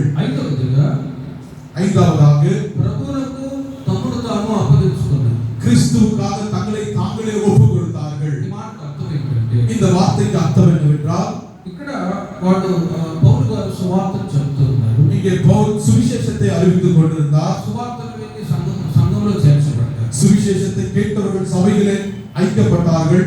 సంఘానికి వచ్చినప్పుడు వాళ్ళకి ఉపదేశాన్ని బోధిస్తారు. சபைக்கு வரும்போது அவர்களுக்கு உபதேசத்தை அறிவித்தார்கள். సంఘానికి వచ్చిన తర్వాత కూడా కర్తరుని రచింప విడివిప్ప అని చెప్పని అవసరం లేదు. சபைக்கு வந்த பிறகு ரட்சிப்பின் சுவிசேஷத்தை அறிவிக்க வேண்டியதில்லை. ఆ విడి మీరు రక్షణ పొందిన వాడు బాప్తిసం పొందినవాడు. நீங்கள் ரட்சிக்கப்பட்டவர்கள், ஞானஸ்நானம் பெற்றவர்கள். మరలా ఆ మూల ఉపదేశాన్ని మనం బోధించిన అవసరం లేదు. ஆகவே மீண்டுமாக அந்த ஆதி மூல உபதேசத்தை அறிவிக்க வேண்டியது இல்லை. క్రీస్తుకు కలిగిన సమానమైన సంపూర్ణతలోనికి రావాలనే ఉపదేశాన్ని మీకు బోధిస్తాం. கிறிஸ்துவுக்கேற்ற ஒப்பான அந்த ரூபத்துக்குள்ளாய் நீங்கள் வர வேண்டும் என்பதை நாங்கள் உபதேசிப்போம். ఈ ఉపదేశం చాలా కష్టంగా ఉంటుంది. இந்த உபதேசமானது கடினமாய் காணப்படலாம். ఈ యొక్క ఉపదేశం ఎలా ఉంటుందంటే సిబిఎస్ఈ సిలబస్ లాగా. இந்த உபதேசமானது சிபிஎஸ் சிலபஸ் போன்றதாக இருக்கிறது. చాలా కష్టంగా ఉంటుంది. அது கடினமாய் காணப்படலாம். అది నాకు మీకు మనందరికీ, அது எனக்கும் உங்களுக்கும் நம்ம அனைவருக்கும் ఈ ఉపదేశాన్ని మనం శుద్ధ హృదయంతో అంగీకరించాలి. இந்த உபதேசத்தை நாம் நல்ல இருதயத்தோடு கூட அங்கீகரிக்க வேண்டும். ప్రియమైన వారలారా, తిమోతికి రాసిన 2వ పత్రిక 2వ అధ్యాయం 20-21 వాక్యంలో 2 தீமோத்தி 2:20-21 வசனத்திலே, ఎప్పుడైతే మన ఉపదేశానికి లోబడతామో దేవుడు మనల్ని ఘనపరుస్తాడు. நாம் உபதேசத்திற்கு கீழ்ப்படியும் பொழுது தேவன் நம்மை கனப்படுத்துவார் என்று காணப்படுகிறது. ఒకసారి సౌలు అనే రాజు ఉన్నాడు. ஒரு முறை சவுல் என்கிற ராஜா இருந்தார். అతను దేవుని చేత ఘనపరచబడ్డాడు. அவர் தேவனாலே மகிமைப்படுத்தப்பட்டார். రాజు అభిషేకించబడ్డాడు. శత్రువులను హతమార్చాడు. ఒక శత్రువులను హతమార్చి జీవితాన్ని జీవిస్తూ ராஜாவாக அபிஷேகம் செய்யப்பட்டு சத்துருவை அழித்து ஒரு நல்ல வாழ்க்கையை வாழ்ந்து கொண்டிருந்தார். ఒకసారి అమాలేకులను చంపమని చెప్పాడు. ஒரு முறை அமாலேக்கியரை அழிக்க வேண்டும் என்று சொன்னார்கள். ఏది కూడా మిగల్చకూడదు అన్నాడు. அவர்களுக்கு உண்டானதை ஒன்றையும் நீங்கள் வைத்துக் கொள்ள வேண்டாம் என்று சொன்னார். కానీ కొన్ని బలిసిన పశువులను తీసుకొచ్చి దేవునికి బలి అర్పించాలనుకున్నాడు. சிலர் கொடுத்ததான பசுக்களை கொண்டு வந்து தேவனுக்கு பலி அர்ப்பணிக்க வேண்டும் என்று நினைத்தார். సమూయేలు ప్రవక్త వచ్చి అడుగుతాడు, ఏంటి ఆ శబ్దాలు వినబడుతున్నాయి? சமுவேல் தீர்க்கதரிசி வந்து கேட்டார், என்ன அந்த சத்தம் கேட்கிறதே என்று. దేవునికి బలి అర్పిద్దామని ఆ పశువులను తీసి పెట్టాను అని అంటాడు. தேவனுக்கு பலி செலுத்தலாம் என்று அந்த பசுக்களை வைத்திருக்கிறேன் என்று சொன்னார். వెంటనే దేవుడు సమూయేలుతో మాట్లాడుతున్నాడు. సమూయేలు ద్వారా దేవుడు మాట్లాడుతున్నాడు. సమూయేలుతో కూడా పేసినార్. సమూయేలు ద్వారా సౌలుతో దేవుడు మాట్లాడుతూ ఉన్నాడు. సౌలోడు సమూయేలు దేవుడు పేసిக் கொண்டிருந்தார். ఇదిగో బలి అర్పించడం కంటే మాట వినుట శ్రేష్టము. பலிகளை செலுத்துவதை காட்டிலும் வார்த்தைக்கு கீழ்ப்படிவது நல்லது என்று சொன்னார். ఈ విషయంలో నీవు మంచి తప్పి ప్రవర్తిస్తూ இந்த விஷயத்திலே நீ மதிகெட்டவனாய் செயல்படுகிறாய் என்று சொன்னார். బలి అర్పించి దేవుని ద్వారా మెప్పును పొందాలనుకున్నావు. பலி செலுத்தி தேவனாலே நான் கனம் பெற்றுக் கொள்ள வேண்டும் என்று நினைத்தார். కానీ మాట వినుట శ్రేష్టము. హల్లెలూయా. ஆனால் வார்த்தைக்கு கீழ்ப்படிவது நல்லது. ఆ విషయంలో సౌలు తప్పిపోవడం ద్వారా రాజరికాన్ని కోల్పోయాడు. அந்த விஷயத்திலே சவுல் கீழ்ப்படியாமையினாலே ராஜரீகத்தை இழந்து போனவனாய் காணப்பட்டான். ఖచ్చితంగా దేవుని యొక్క మాటకు దేవుని ప్రజలు మనం లోబడాలి. உண்மையாகவே தேவனுடைய பிரஜையானவர்கள் தேவனுடைய வார்த்தைக்கு கீழ்ப்படிய வேண்டும். వాక్యాలు కొన్నిసార్లు గుర్చబడతాయి. வசனம் சில நேரத்திலே நம்மை குத்தக்கூடியவராய் காணப்படலாம். వాటి ద్వారా మనము శుద్ధీకరించుకోవాలి. அந்த வார்த்தையினாலே நாம் சுத்திகரிக்கப்பட வேண்டியது அவசியம். ఉపదేశం మనల్ని సరి చేస్తుంది. உபதேசம் நம்மை சரி செய்யக்கூடியதாக இருக்கிறது. ఉదాహరణకి మీ పిల్లలు ఉన్నారు. உதாரணமாக உங்களுடைய பிள்ளைகள் இருக்கலாம். పుట్టోడు అంటుంటాడు, వాడు మీ ముందే డాడీ సిగరెట్ తాగుతానని చెప్పి సిగరెట్ తాగాడు మీ ముందే. ஒரு சிறுவன் வந்து அப்பா நான் முன்னாடியே சிகரெட் பிடிக்கிறேன் என்று பிடித்தார். ఏది దొరికితే తీసుకుని చెదగబాతారు. ఏది கையில கிடைக்குதோ அதை வச்சு அவனை நல்லா அடிப்பீங்க. మీ ముందు ఏదైనా ఒక చెడ్డ కార్యాలు చేసినప్పుడు తల్లిదండ్రులు ఇష్టపడరు. உங்கள் முன்பதாக ஏதாவது கெட்ட காரியத்தை செய்யும் பொழுது பெற்றோரானவர்கள் அதை ஒத்துக்கொள்ள மாட்டீர்கள். వెంటనే శిక్షిస్తారు. உடனடியாக அவர்களை சிட்சிப்பீர்கள். శరీర సంబంధమైన తల్లిదండ్రులు ఒక చెడు కార్యం వాళ్ళలో నుండి తొలగిపోవడానికి కర్రతో కొడతారు. உலகத்தின் பெற்றோராக நீங்களே தம்முடைய பிள்ளைகள் நன்றாய் இருக்க வேண்டும் என்று சிட்சிக்கும் போது పరలోక సంబంధమైన తండ్రి వాక్యం ద్వారా నన్ను మిమ్మల్ని మనల్ని కూడా కొడతారు. பரலோகத்தின் தேவன் வசனத்தினால உன்னையும் என்னையும் சிட்சிப்பாராக. ఎందుకంటే పరలోక రాజ్యానికి మనం వారసులు అవ్వాలి. ஏனென்றால் பரலோக ராஜ்யத்திற்கு நாம் வாரிசுகளாக மாற்றப்பட வேண்டும். హల్లెలూయా. ஹல்லேலூயா. ఒక సంఘంలో పాస్టర్ గారు స్ట్రిక్ట్ గా వాక్యం చెప్పేవాడట. ஒரு சபையிலே ஊழியர் அவர்களுக்கு கடினமாய் உபதேசித்துக் கொண்டிருந்தார். ఇంకొక ఆయన అన్నాడు, మీరు స్ట్రిక్ట్ గా వాక్యం చెప్పొద్దు. ஒருத்தர் சொன்னார் நீங்க கடினமாய் வசனத்தை சொல்ல வேண்டியது இல்லை சொன்னார். స్ట్రిక్ట్ గా వాక్యం చెప్పకపోతే నేను పులిపిడి దగ్గర చచ్చిపోవాల్సి వస్తుంది ఏలీలాగా అన్నాడట. நான் கடினமாய் உபதேசிக்கவிட்டால் நான் பலிபீடத்தின் அண்டையிலே சாக வேண்டும் எலியாவை போல. ఏలీ అనే ఒక యాజకుడు ఉన్నాడు. ஏலி என்கிற ஒரு யாஜகன் இருந்தார். వాళ్ళ పిల్లలు హోఫ్ని ఫినెహాసు ఇన్ని దుర్మార్గమైన పనులు చేస్తున్న ఊరికే ఉండేవాడట. அவருடைய பிள்ளைகள் ஓப்ரி பினிகாஸ் என்றவர்கள் அநேக கெட்ட காரியங்கள் செய்து கொண்டிருந்தாலும் அவர் அமைதியாக இருந்தார். వెంటనే ఆయన ప్రాణం పోయింది. ஏலியினுடைய ஜீவன் உடனடியாக அங்கே பலிபீடத்திலே இறந்து போனார். కనుక అలాంటి కార్యాలు జరగకుండా ఉండే వ్యక్తిపై సేవకులుగా మేము నన్ను నేను శుద్ధీకరించుకుంటాను, ఆ తర్వాత మీ ముందు నిలవబడతాను, తద్వారా ఉపదేశం ద్వారా దేవుడు మనల్ని శుద్ధీకరించుదురుగాక. ஆகவே அவ்விதமான காரியம் நடைபெறாதபடி நாங்களும் சுத்திகரிக்கப்பட்டு உங்களை சுத்திகரிக்கப்படியாக தேவ வசனத்தை உங்களுக்கு போதித்துக் கொண்டிருக்கிறோம். ఎన్నో సంవత్సరాలు వాక్యాలు వింటూ எத்தனையோ ஆண்டுகளாக தேவ வசனத்தை கேட்டுக் கொண்டிருக்கலாம். చేంజెస్ రావాలి. நம்முடைய வாழ்க்கையில ஒரு மாற்றம் உண்டாக வேண்டும். మనలో ఉంటున్న దుర్గుణాలన్నీ ఒక్కొక్కటి తొలగిపోతూ நமக்குள்ளாக இருக்கிற துர்காரியங்கள் எல்லாம் ஒன்று ஒன்றாக போக வேண்டும். నూతన సృష్టిగా మారాలి. ஒரு புதிய சிருஷ்டியாக மாற்றப்பட வேண்டும். పిల్లలు ఎదుగుతూ ఉండే కొలది వాళ్ళ స్వభావంలో మార్పు వస్తుంది. பிள்ளைகள் வளர வளர அவருடைய சுபாவங்களில் மாற்றம் உண்டாக வேண்டும். చిన్నప్పుడు ఒకటి పైన రెండు పైన దాంట్లో చేయబడతారు. சிறு வயதிலே 1 2 போனால் அதிலே கழித்துக் கொள்வார்கள். 16 ఇయర్స్ వచ్చి అలా చేస్తే పైత్యకార అంటారు. 16 வயது நிரம்பின ஒருவர் செய்யும் போது அவர் என்ன சொல்வார்? பைத்தியக்காரன் என்று சொல்வார்கள். విశ్వాసులుగా దేవుని ప్రజలుగా మీరు ఎదుగుతూ ఉన్నప్పుడు మార్పు నా దేవుడు ఉపదేశం ద్వారా కలుగజేయుదురుగా. விசுவாசிகளாக நீங்கள் வளரும் போது உங்களுடைய வாழ்க்கையிலே ஒரு பெரிய மாற்றம் உண்டாக வேண்டும். అందుకే సంఘంలో సంఘ క్రమాలు ఏంటి, సంఘంలో మనం ఎలా ఉండాలి, ఎవ్రీథింగ్ ప్రతిదీ ఇక్కడ నేర్పించబడుతుంది. ஆகவே சபை என்றால் என்ன, சபை ஐக்கியத்தில் எவ்விதமாய் இருக்க வேண்டும் என்று எல்லா காரியங்களும் இங்கே கற்றுக் கொடுக்கிறோம். మార్పు రావాలి. மாற்றம் உண்டாக வேண்டும். లేకపోతే చాలా భయంకరమైన శిక్ష.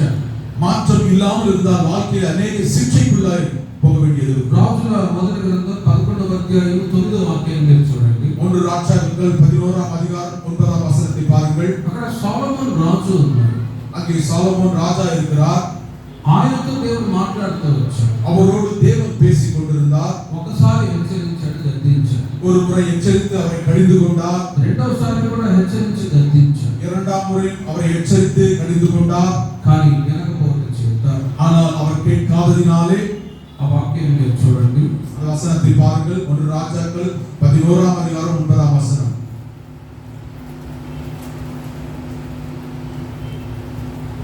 ఇశ్రాయేలు దేవుని యెహోవా అతనికి 2 మార్లు ప్రత్యక్షమై నీవు ఇతర దేవతలను వెంబడింపవలదని అతనికి ఆజ్ఞాపించినను సొలొమోను తన హృదయమందు ఆయన హృదయం ఆయన ఎదురు నుండి తొలగిపోయింది. యెహోవా తనకిచ్చిన ఆజ్ఞను అతడు కైకొనకపోగా యెహోవా అతని మీద కోపగించి అని రాయబడింది.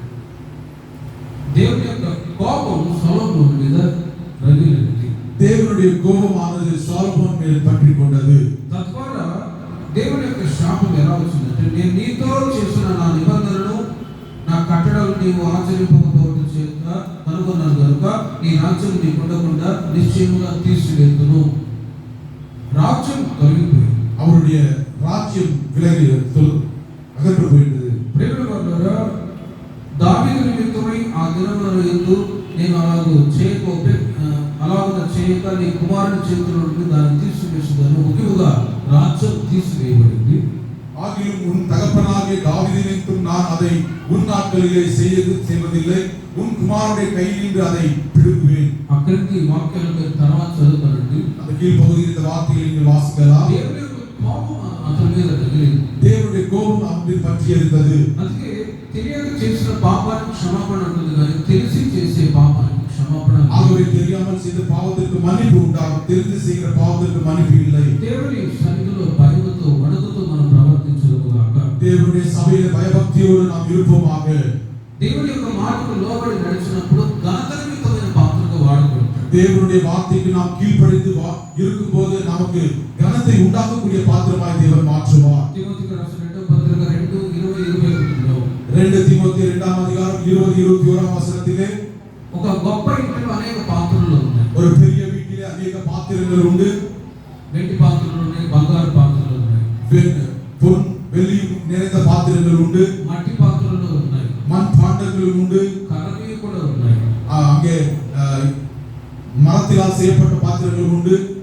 యజమానుడు ఘనతనిమిత్తమైన పాత్రగా ఉండాలి అంటే ఆ పాత్రలు శుద్ధీకరించబడాలి. యజమానుக்கு கனத்துக்குரிய பாத்திரமாய் இருக்க வேண்டுமானால் அந்த பாத்திரங்கள் சுத்திகரிக்கப்பட வேண்டியது அவசியம். ఒక పూట మీరు ఒక పాత్రలో పాలు కాచి ఉంటారు. ஒரு வேளையிலே ஒரு பாத்திரத்தில் நீங்கள் பால் காய்ச்சிருக்கலாம். అదే పాత్ర తీసుకెళ్ళి మరుసటి రోజు పాలు పోసి కడగకుండా శుద్ధి చేయకుండా పాలు పోసి మీరు కాకపెట్టి చూడండి. அதே பாத்திரத்தை கழுவாமல் அந்த பாத்திரம் மீண்டும் பாலை ஊற்றி காசினால் என்ன ஆகும்? బాగుంటుందా? அது நல்லா இருக்குமா? చెడిపోతుంది, அது கெட்டு போகும். ఒకవేళ పాత్రలో అన్నం వండి మరుసటి రోజు కడగకుండా ఆ సత్తి డెక్షలోనే మీరు అన్నం వండారనుకోండి, ஒருவேளை ஒரு பாத்திரத்தில் சமைத்து அந்த பாத்திரத்தை கழுவாம அதிலே மீண்டுமாய் சமைத்தால் అది సర్దిపడిపోయింది, அது கூட கெட்டு போகும். పాత్ర శుద్ధీకరించబడాలి. பாத்திரமானது சுத்திகரிக்கப்பட வேண்டியது அவசியம். కనుక వాక్యం ద్వారా మనకు శుద్ధీకరించుకుందాము. ஆகவே வசனத்தினாலே நாம் சுத்திகரிக்கப்படுவோமாக. ఎస్తేరు గ్రంథం 1:12-22 వాక్యాలు నోట్ చేసుకోండి. எஸ்தர் எழுதின 1ஆம் அதிகாரம் 12ஆம் வசனத்தை வாசிக்கலாம். అహష్వేరోషు రాజు ఒకసారి తన భార్య రాణికి ఆజ్ఞయించాడు. அகஸ்வேரோஸ் ராஜு அங்கே தன்னுடைய மனைவிக்கு ஒரு கட்டளை கொடுக்கிறார். రాణి గారు వచ్చి రాజనగర్లో తమ అందాన్ని చూపించాలి. ராஜாவினிடத்தில் ராணி வந்து தன்னுடைய அழகை காண்பிக்க வேண்டும். అధికారులు చాలా మంది గొప్పవాళ్ళు వచ్చారు, మీరు వచ్చి కనబడిపోండి.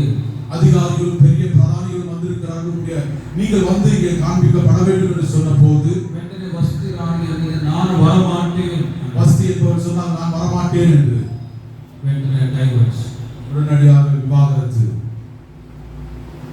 మంత్రులు అంటారు, రాజా నీ మాటకే నీ భార్య లోపడకపోతే మా ఇంట్లో నా భార్య లోపడతారా?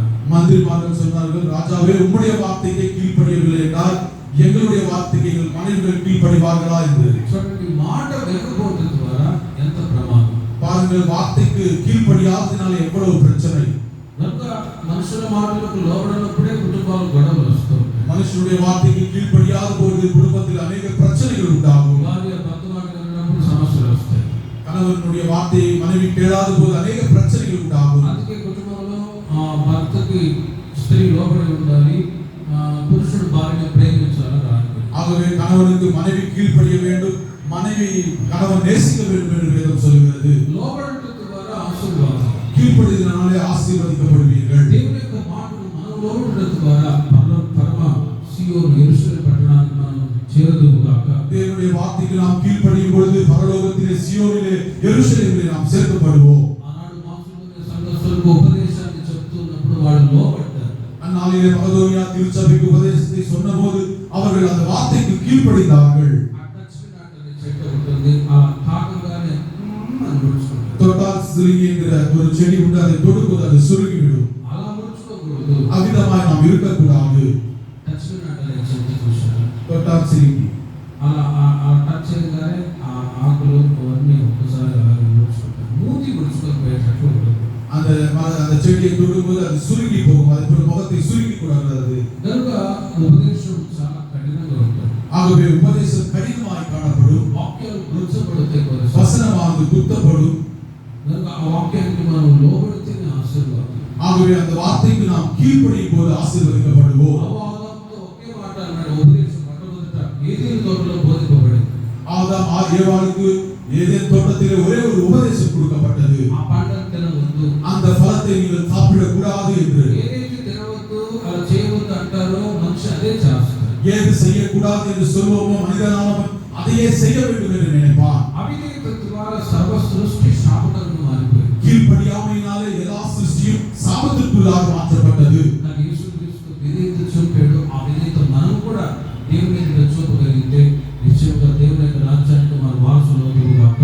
ஆகவே இயேசு கிறிஸ்துவானவர் கீழ்ப்படிதலை காண்பித்தது போல நாமும் கீழ்ப்படிதலை காண்பிக்கும் பொழுது தேவனுடைய ராஜ்யத்துக்குரியவர்களாய் மாற்றப்படுவோமாக. కొరింథీయులకు రాసిన 2వ పత్రిక 11వ అధ్యాయం 9వ వాక్యంలో 2 కొరింథీయుల 11వ అధ్యాయం 9వ వచనத்திலே మాసిదోనియా నుండి వచ్చిన సహోదరులు మా అక్కర్లు తీర్చిన రాయబడి மகதோனியா திருச்சபையிலிருந்து வந்தவர்கள் என்னுடைய தேவைகளை சந்தித்தார்கள் என்று எழுதப்பட்டிருக்கிறது. ఆ సంఘస్థులు వాళ్ళు సేవకుల క్షేమాన్ని సంఘక్షేమాన్ని కోరుతుంటారు. அந்த மகதோனியா சபையானது தேவ சபையுடைய தேவையும் தேவ மனிதனுடைய தேவையை சந்தித்தார்கள். సిగ్గుపడవలసిన విషయం ఏంటంటే வெட்கப்பட வேண்டிய வார்த்தை என்னவென்றால் కొరింథీ సంఘంతో మాసిదోనియా సంఘాన్ని గురించి చెప్తూ ఉన్నారు. கொரிந்தி சபையிலே மகதோனியா சபையை குறித்து சொல்லப்படுகிறது. మాసిదోనియా సహోదరులు వచ్చిన అక్కర్లు తీర్చని மகதோனியா சபையானவர்கள் என்னுடைய தேவைகளை சந்தித்தார்கள் என்று కొరింథీ సంఘంలో ఉన్నప్పుడు, கொரிந்தி சபையிலே இருக்கும்போது మరి ఆ కొరింథీ సంఘంలో ఉన్నవాడు ఏమయ్యారు? அப்போ கொரிந்தி சபையிலே இருக்கிறவர்கள் என்ன ஆனார்கள்? చూడండి, మనకు 5 సంఘాలు ఉన్నాయి. நமக்கு இங்கே 5 திருச்சபைகள் உண்டு. ఈ 5 సంఘాలు గమనించినప్పుడు వేరియేషన్స్ కనబడుతూ ఉంటాయి. இங்கே 5 திருச்சபைகளை பார்க்கும் பொழுது अनेक வித்தியாசங்கள் காணப்படுகிறது. ఇక్కడ ఒక రకమైన స్వభావం, இங்கே ஒரு விதமான அனுபவம் இருக்கிறது. మౌంట్ లో ఉండేవాడు ఒక రకమైన స్వభావం, அங்கே மவுண்ட்ல இருக்கிறவருடைய சுபாவம், వ్యాసపాడిలో ఉండేవాడు ఒక రకమైన స్వభావం. வியாசார்பாடியில் இருக்கிறவர்கள் வித்தியாசமா இருக்கிறார்கள். కానీ ప్రియమైన వారులారా, సంఘాలు ఉన్నాయి, సేవకులు ఉన్నారు. பிரியமானவர்களே, சபை இருக்கிறது, ஊழியர்கள் இருக்கிறார்கள். ఒకరి అక్కర్లు ఒకరు తీర్చుకోగలరు. ஒருத்தருடைய தேவையை ஒருத்தர் தீர்க்க வேண்டும். కొరింథీ సంఘంలో పౌలు గారు ఉంటే మాసిదోనియా వాళ్ళు వచ్చి అక్కర్లు తీర్చారు. கொரிந்தி சபையிலே பவுல் இருக்கும்போது மகதோனியா திருச்சபை மக்கள் அவருடைய தேவையை சந்தித்தார்கள். కొన్నిసార్లు వాళ్ళు అని లేకపోతే ఏమీ జరగదు అని కొందరు అనుకుంటారు. சில சமயத்திலே நான் இல்லை என்றால் ஒன்றும் நடைபெறாது என்று நினைப்பார்கள். ఒకవేళ అలా అనుకుంటే బ్రహ్మ ఎవరినైనా దేవుడు తీసుకొచ్చి పరిచయం చేయిస్తారు. அவ்விதமாய் நினைக்கும் போது அவர்கள் பிரச்சனைக்குள்ளாக இருக்கிறார்கள். யாரை கொண்டு வேணுமாலும் தேவன் செய்வார். నేను కర్నూలులో సేవ చేస్తున్నప్పుడు ఒకసారి ఆటో అవసరం. கர்மவிலே ஊழியம் செய்யும்போது ஒரு முறை ஆட்டோ தேவைப்பட்டது. మీటింగ్ వెళ్ళాలి రమ్మని చెప్పేవాళ్ళు. ஒரு மீட்டிங் போக வேண்டும் வாருங்கள் என்று சொன்னோம். బ్రదర్ నేను చాలా బిజీగా ఉన్నాను. ஐயா நான் பிஸியாக இருக்கிறேன் என்று சொன்னார்கள். ఇంకొక బిలీవర్ చెప్పారు, నేను కూడా బిజీగా ఉన్నాను అన్నాడు. இன்னொரு விசுவாசிக்கு சொன்னபோது அவரும் பிஸியாக இருக்கிறேன் என்று சொன்னார்கள். నాకు కొన్నిసార్లు ఎవరైనా బిలీవర్ మధ్యలో అడగాలంటే నేను చాలా గిల్టీగా ఫీల్ అవుతాను. ஆகவே சில சந்தர்ப்பத்திலே விசுவாசிகளை கேட்பதற்கு நான் கூச்சப்படுவேன். కుదరదు అన్నారు అనుకోండి, చాలా ఫీల్ అయిపోతాను. முடியாது என்று சொன்னார்கள், நான் மிகுந்த மன வருத்தத்துக்குள்ளாவேன். ఒకసారి మిస్టేక్ వస్తాను అని சில சந்தர்ப்பத்திலே விசிட்டிங் வருவேன் என்று சொல்வேன். నేను ఊరు వెళ్తానన్నా అన్నది ఒక అబద్ధం అంతా. நான் ஊருக்கு போறானா என்று போய் சொன்னார்கள். తర్వాత అందుకే అప్పటి నుంచి అడగడం కూడా మానేసి ஆகவே அப்போதிலிருந்து நான் கேட்பதை நிறுத்திக் கொண்டேன்.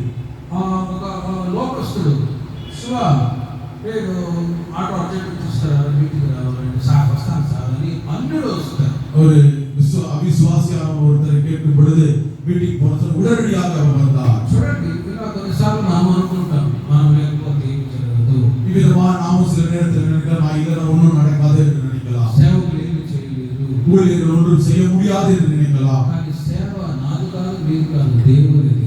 ஆனால் ஊழியமானது எந்த கிடையாது, உங்களுக்கு கிடையாது, இது தேவனுடையது. అందుకే సంఘంలో మీకున్న ఒక ప్రత్యేకతను కాంచుకోవాలి.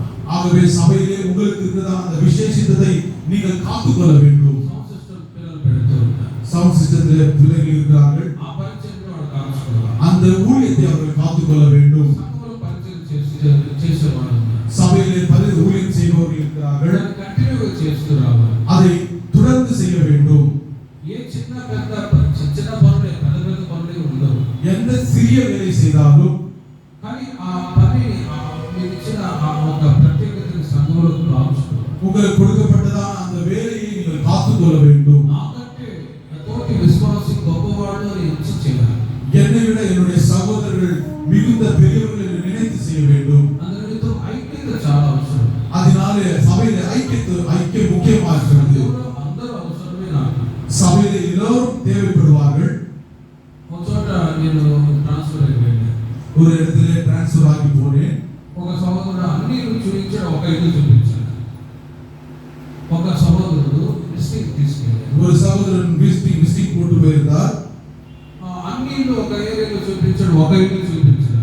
எல்லா குடும்பத்தையும் ஒரு ஏரியாவில் காண்பித்து ஒரு குடும்பத்தை காண்பிக்கவில்லை. ఏంటి పాస్టర్ మా ఇంటికి రాలేదు, ఆ ఇంటి అన్నాడు. அந்த குடும்பத்தார், ஐயா எங்களுடைய வீட்டுக்கு நீங்கள் வரவில்லையே என்று கேட்டார்கள்.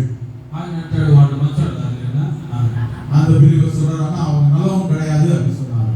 నీకు అలా ఉండవచ్చు బ్రదర్, నాకు అందరూ కావాలి. உனக்கு அவன் நல்லவங்களா இல்லாம இருக்கலாம் பிரதர், எனக்கு எல்லாருமே தேவைப்படுவார்கள்.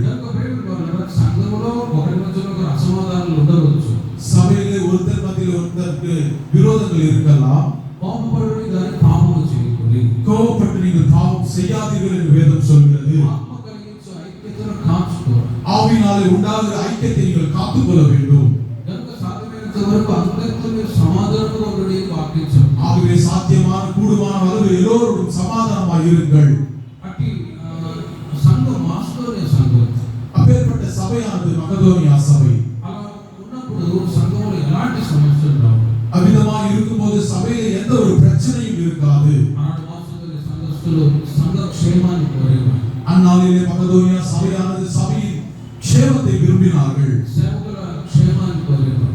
சேவகர்களுடைய ஊழியர்களுடைய நன்மையை விரும்பினார்கள். సంఘం పరిస్థితి ఏంటి, சபையினுடைய நிலவரம் என்ன, సేవకుల అక్కర్లు తీర్చబడుతున్నాయా, ஊழியர்களுடைய தேவைகள் சந்திக்கப்படுகிறதா.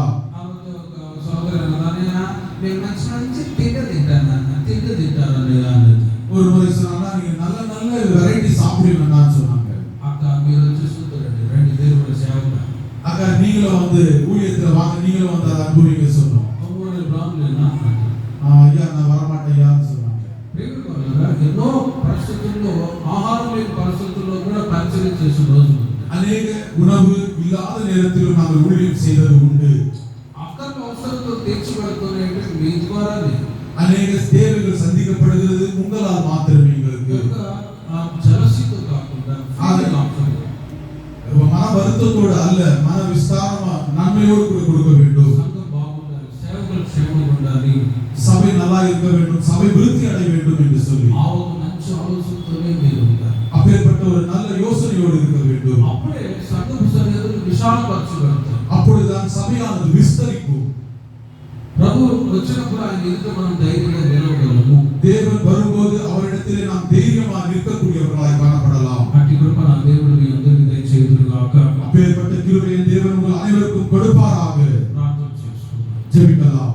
అందరూ ఒక 2 నిమిషాలు 2 நிமிடம் எல்லோரும் இணைந்து ஜெபிக்கலாம். విన్న వాక్యాన్ని తలంచి ఒకసారి ప్రార్థన చేసుకుందాం. கேட்ட வசனத்திற்காக நாம் எல்லோரும் நினைவு கூர்ந்து ஜெபிக்கலாம். మాసిదోనియ సంఘస్థులు దేవుని యొక్క కృపను పొందినవారు.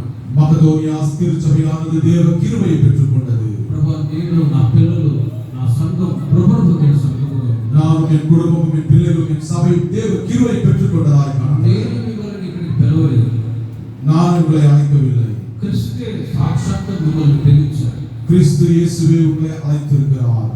ఒకసారి దేవుడు ఇచ్చిన ఈ సహవాసాన్ని తలంచండి. ஒரு முறை தேவன் கொடுத்ததான இப்பேற்பட்ட ஒரு பெரிய ஐக்கியத்தை நினைவு கூறு. ఎన్నో సంవత్సరాలుగా ఈ హోసన్న మందిరానికి వస్తూ ఉన్నాం. எத்தனையோ வருடங்களாக இந்த ஹோசன்னா மினிஸ்ட்ரிஸ்க்கு வந்து கொண்டிருக்கலாம்.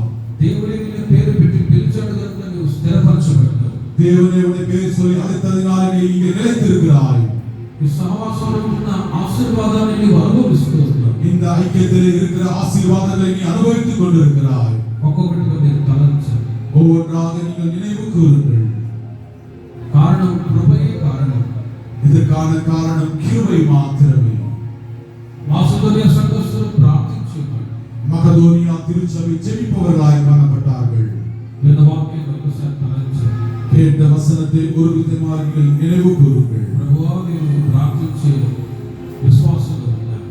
ஆண்டவரே நாங்கள் ஜெபிப்பவர்களாய் விசுவாசிகளாய் காணப்பட வேண்டும். సమయాన్ని పోనివ్వకని సద్వినియోగం చేసుకుంటాను. நேரத்தை வீணாக்காதபடி நாங்கள் ஜெபிப்பவர்களாய் காணப்படட்டும். దావీదు సంతతి వారి మీద యెరూషలేము నివాసుల మీద కరుణనందించు ఆత్మల విజ్ఞాపన ఆత్మను నేను కుమ్మరిస్తానన్నా. தாவீது வம்சத்தின் மேலும் எருசலேம் வம்சத்தின் மேலும் கிருபையும் கருணையும் நிறைந்த விண்ணப்பத்தின் ஆவியை ஊற்றுவேன் என்று சொன்னீரே. ఆ విజ్ఞాపన ఆత్మ ఈ రోజుల్లో మనలో ఎక్కువ. அந்த விண்ணப்பத்தின் ஆவியினாலே தேவன் நம்மை நிரப்புவாராக. ప్రభువా ప్రార్థించే మనసు తెచ్చి ஆண்டவரே ஜெபிக்கிற ஜெப ஆவியினாலே நிரப்பும்.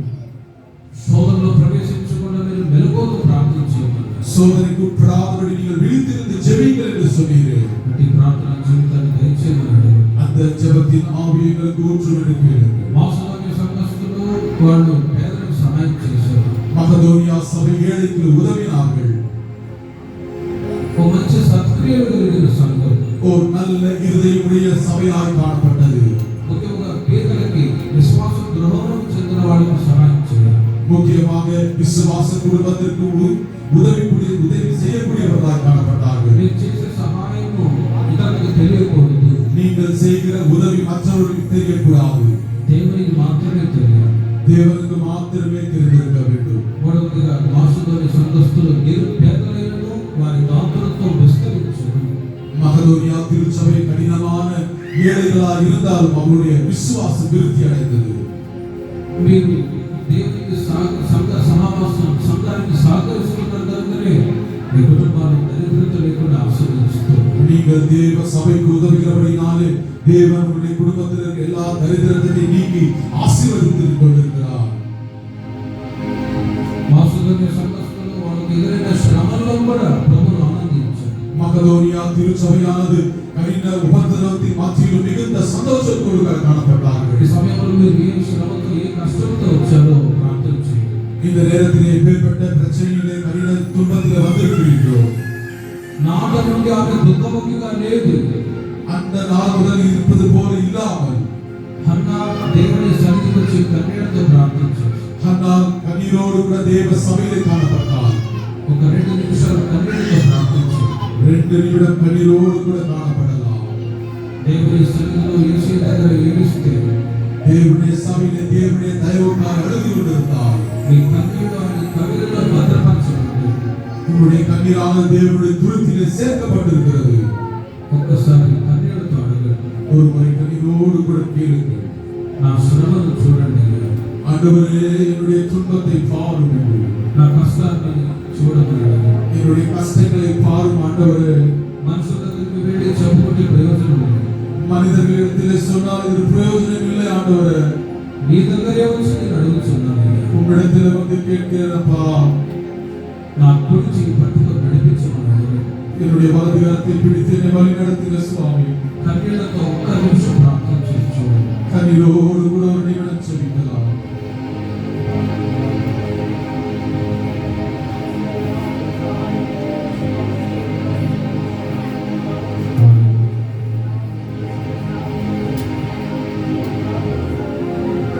మాసిదోనియ సంఘస్థులు ప్రభువును తమను తాము అప్పగించుకున్నారు. மக்கதோனியா சபை தேவனுக்கு தங்களை தாங்களே ஒப்புக் கொடுத்தார்கள். దేవుని యొక్క వాక్యాలు ఎన్నో సంవత్సరాలుగా మీరు వింటూ ఉన్నారు.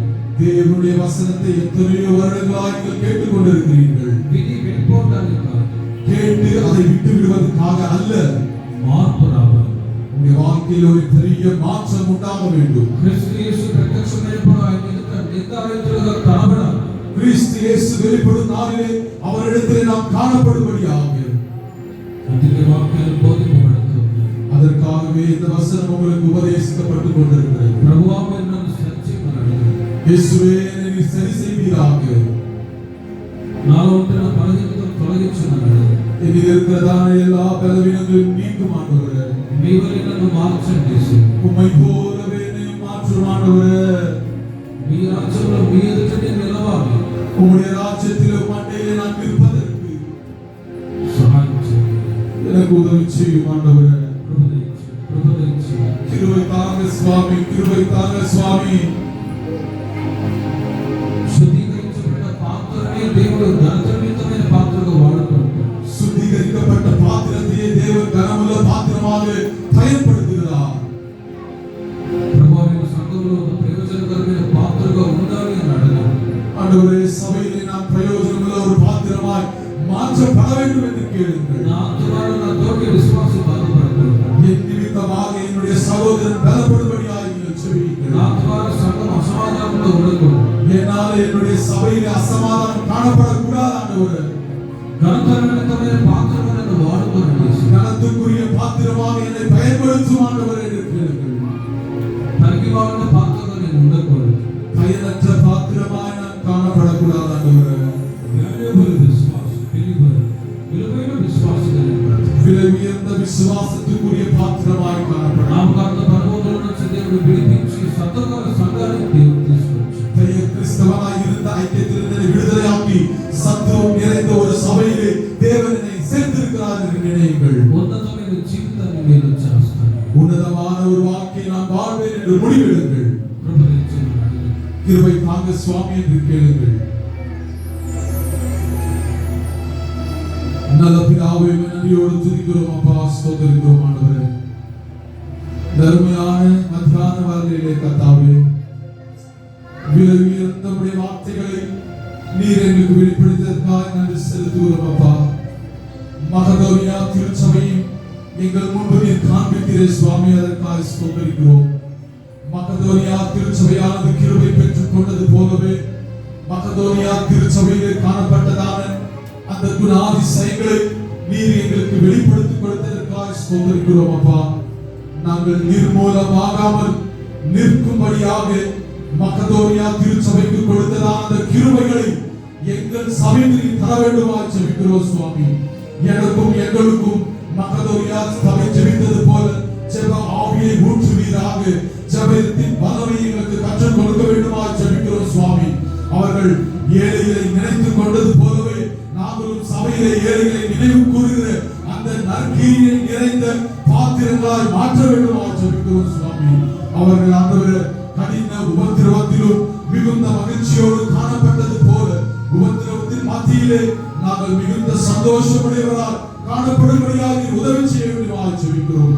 கர்த்தாவே, இந்த சபையிலும் ஆண்டவரே அந்த மகதோனியாவிலே இருந்த அந்த குணாதிசயங்கள் எல்லாவற்றிலும் இருந்தது போல நாங்களும் ஐக்கியத்திலும் தேவ சபையில் ஐக்கியப்பட்டு தேவனில் ஆண்டவரே நாங்கள் வளர்ச்சி அடையும்படியார், தேவனுக்கு நேராக நிற்கும்படியார், தேவ சபையை நிலுவை கூறும்படியார் நீர் எங்களுக்கு உதவி செய்ய வேண்டுமாய் ஜெபிக்கிறோம் சுவாமி. கேட்ட வார்த்தைகள் வெறுமையாய் போகாதபடி ஒவ்வொரு வார்த்தையும் எங்கள் இருதயத்திலே நீர் பாய்த்து அவரை நூற்கத்தனையாய் பலிக்கும்படியார் நீர் உதவி செய்ய வேண்டுமாய் ஜெபிக்கிறோம். ஒவ்வொருவரும் நீர் பலப்படுத்துவீராக. நீர் ராஜ்யத்திற்காக எங்களை ஆயத்தமாக்கும் ஆண்டவரே. நாங்கள் வெறுமையானவர்கள் நிறைவான பாத்திரங்களாய் நீர் மாற்றி மகிமைக்குரிய பாத்திரங்களாய் மாற்றி உடைய மகிமையின் ராஜ்யத்திற்காக எங்களை ஆயத்தமாக்கும். எல்லா துதிக்கான மகிமை செலுத்துகிறோம். மீட்பரும் ரட்சகருமாகிய இயேசு கிறிஸ்துவின் நாமத்தில் ஜெபிக்கிறோம் நல்ல பிதாவே. యేసుక్రీస్తు కృప, తండ్రి దేవుని ప్రేమ, పరిశుద్ధాత్మ యొక్క సన్నిధి సహవాసం ఇప్పుడు ఎల్లప్పుడూ సదాకాలం ఆయన రాకడ పర్యంతం కృప మనందరికీ తోడు నడిపించును గాక. హల్లెలూయా, హల్లెలూయా, హల్లెలూయా.